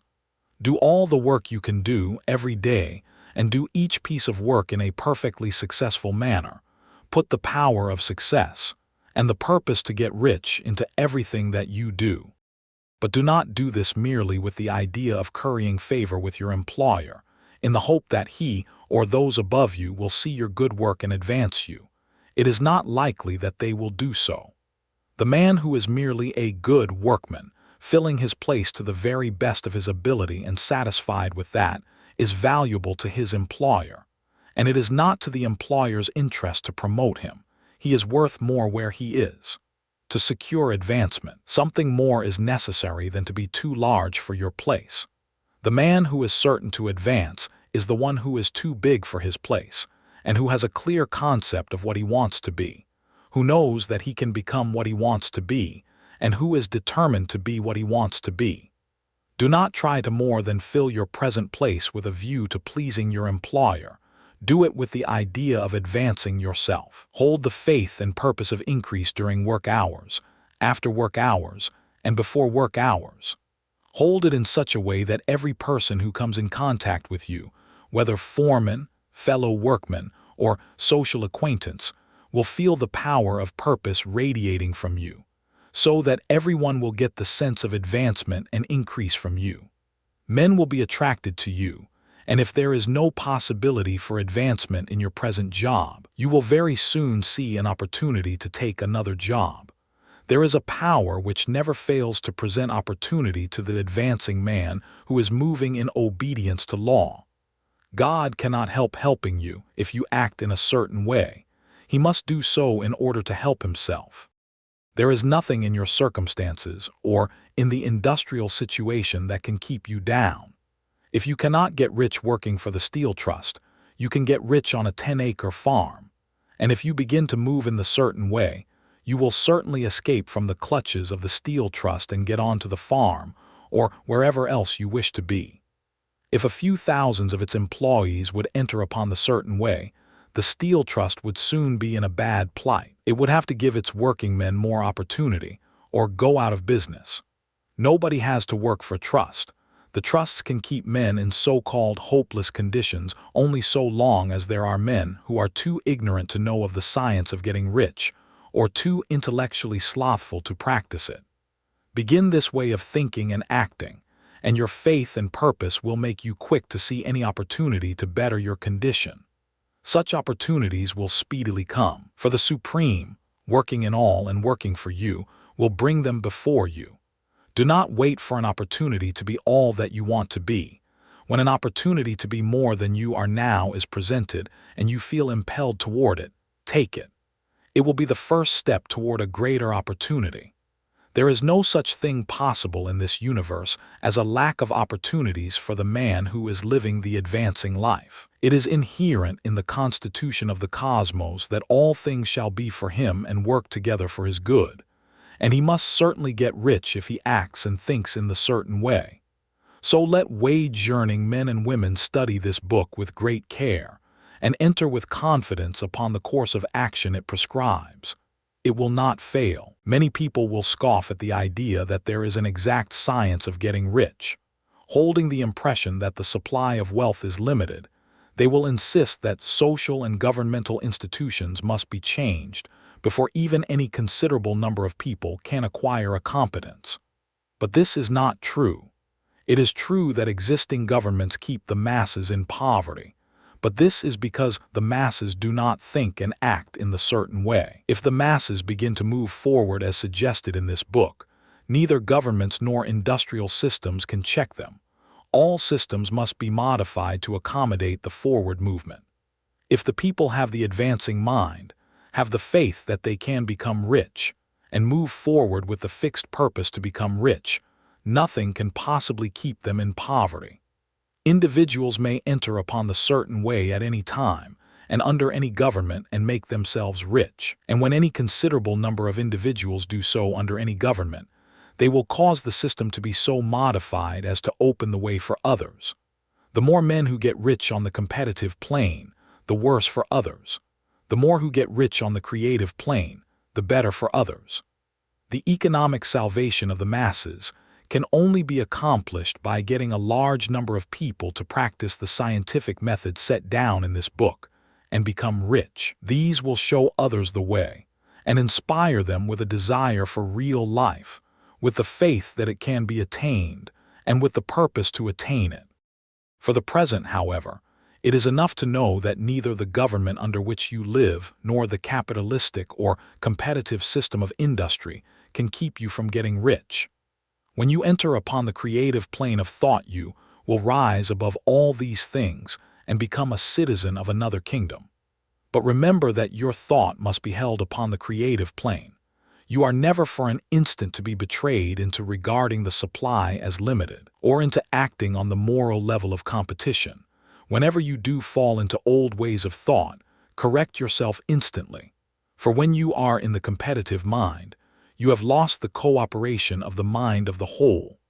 Do not spend any time in planning as to how you will meet possible emergencies in the future, except as the necessary policies may affect your actions today. You are concerned with doing today's work in a perfectly successful manner, and not with emergencies which may arise tomorrow. You can attend to them as they come. Do not concern yourself with questions as to how you shall surmount obstacles which may loom upon your business horizon, unless you can see plainly that your course must be altered today in order to avoid them. No matter how tremendous an obstruction may appear at a distance, you will find that if you go on in the certain way it will disappear as you approach it, or that a way over, through, or around it will appear. No possible combination of circumstances can defeat a man or woman who is proceeding to get rich along strictly scientific lines. No man or woman who obeys the law can fail to get rich, any more than one can multiply 2 by 2 and fail to get 4. Give no anxious thought to possible disasters, obstacles, panics, or unfavorable combinations of circumstances. It is time enough to meet such things when they present themselves before you in the immediate present, and you will find that every difficulty carries with it the wherewithal for its overcoming. Guard your speech. Never speak of yourself, your affairs, or of anything else in a discouraged or discouraging way. Never admit the possibility of failure, or speak in a way that infers failure as a possibility. Never speak of the times as being hard, or of business conditions as being doubtful. Times may be hard and business doubtful for those who are on the competitive plane, but they can never be so for you. You can create what you want, and you are above fear. When others are having hard times and poor business, you will find your greatest opportunities. Train yourself to think of and to look upon the world as a something which is becoming, which is growing, and to regard seeming evil as being only that which is undeveloped. Always speak in terms of advancement. To do otherwise is to deny your faith, and to deny your faith is to lose it. Never allow yourself to feel disappointed. You may expect to have a certain thing at a certain time and not get it at that time, and this will appear to you like failure. But if you hold to your faith, you will find that the failure is only apparent. Go on in the certain way, and if you do not receive that thing, you will receive something so much better that you will see that the seeming failure was really a great success. A student of this science had set his mind on making a certain business combination which seemed to him at the time to be very desirable, and he worked for some weeks to bring it about. When the crucial time came, the thing failed in a perfectly inexplicable way. It was as if some unseen influence had been working secretly against him. He was not disappointed. On the contrary, he thanked God that his desire had been overruled, and went steadily on with a grateful mind. In a few weeks, an opportunity so much better came his way that he would not have made the first deal on any account, and he saw that a mind which knew more than he knew had prevented him from losing the greater good by entangling himself with the lesser. That is the way every seeming failure will work out for you, if you keep your faith, hold to your purpose, have gratitude, and do, every day, all that can be done that day, doing each separate act in a successful manner. When you make a failure, it is because you have not asked for enough. Keep on, and a larger thing than you were seeking will certainly come to you. Remember this. You will not fail because you lack the necessary talent to do what you wish to do. If you go on as I have directed, you will develop all the talent that is necessary to the doing of your work. It is not within the scope of this book to deal with the science of cultivating talent, but it is as certain and simple as the process of getting rich. However, do not hesitate or waver for fear that when you come to any certain place you will fail for lack of ability. Keep right on, and when you come to that place, the ability will be furnished to you. The same source of ability which enabled the untaught Lincoln to do the greatest work in government ever accomplished by a single man is open to you. You may draw upon all the mind there is for wisdom to use in meeting the responsibilities which are laid upon you. Go on in full faith. Study this book. Make it your constant companion until you have mastered all the ideas contained in it.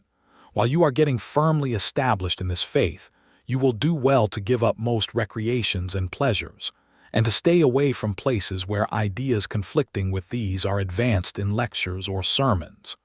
Do not read pessimistic or conflicting literature or get into arguments upon the matter.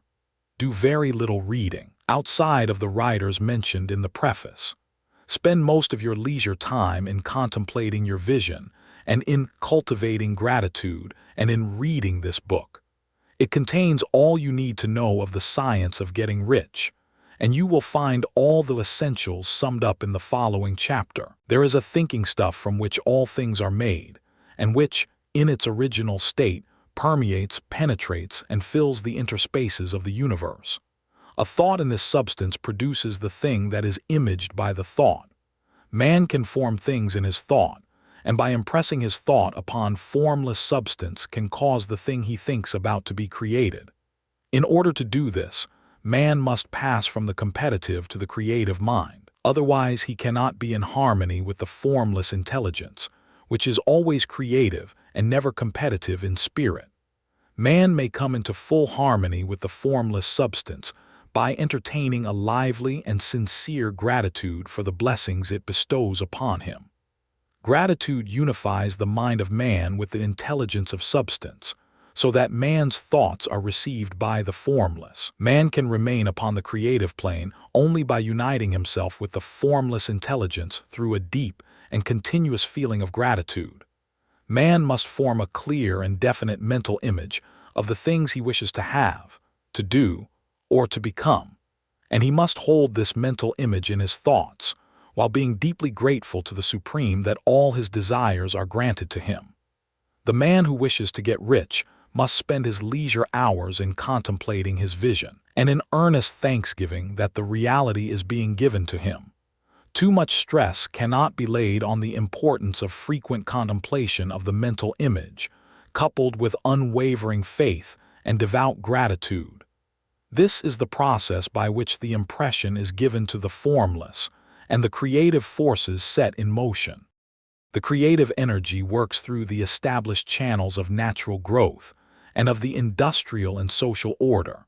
All that is included in his mental image will surely be brought to the man who follows the instructions given above and whose faith does not waver.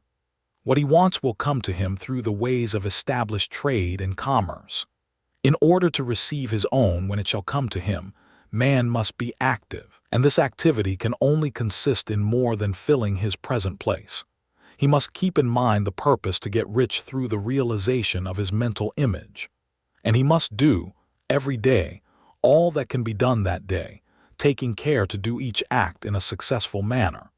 He must give to every man a use value in excess of the cash value he receives, so that each transaction makes for more life. And he must so hold the advancing thought that the impression of increase will be communicated to all with whom he comes in contact. The men and women who practice the foregoing instructions will certainly get rich, and the riches they receive will be in exact proportion to the definiteness of their vision, the fixity of their purpose, the steadiness of their faith, and the depth of their gratitude. **** Further aids toward getting rich. The Nautilus is published monthly for the express purpose of making men and women who can do what they will to do. It abounds in practical ideas and in the bright inspiration that impels you to use the ideas. Use it as first aid. Wallace D. Wattles, who wrote this book, teaches constructive science in every number of the magazine. How to think so as to promote yourself is what you want to know. He teaches it. Elizabeth and William E. Town teach it too. They are the editors and owners of the Nautilus, and their success is worth knowing about and learning from. And Thomas Dreyer of the Sheldon School of Salesmanship writes for Nautilus on business growing. So does Frank Andrews Fall of the University of New York, and several others. These folks know how. Get in touch with success and successful people through Nautilus. Then there is our success department, where everybody is invited to say his say and prizes are given for best letters. The Nautilus teaches and inspires health, wealth, and happiness in all departments of life. Don't miss Wallace D. Wattles' great new serial story, As a Grain of Mustard Seed, which will begin in an early number of the magazine. Send $100 for a year's subscription to the Nautilus with a copy of Making the Man Who Can and Marital Unrest, A New Remedy, both by Wallace D. Wattles, or send 10 cents for a 3-month trial and a copy of Marital Unrest. Do you want more books on how to succeed? Read Bruce McClelland's Prosperity Through Thought Force, price $100, to which Els Wheeler Wilcox gave nearly a page of space in the New York Journal, and read How to Grow Success by Elizabeth Town, 50C. And don't you want to read Wallace D. Wattles' New Science of Living and Healing, price $50C. Address Elizabeth Town, Department, T.S. Holyoke, Mass. ****, transcriber's notes. Punctuation has been made consistent. Variations in spelling and hyphenation were retained as they appear in the original publication. The following change has been made. p. 87. Purpose changed to propose, who propose with End of project Gutenberg's The Science of Getting Rich by Wallace D. Wattles.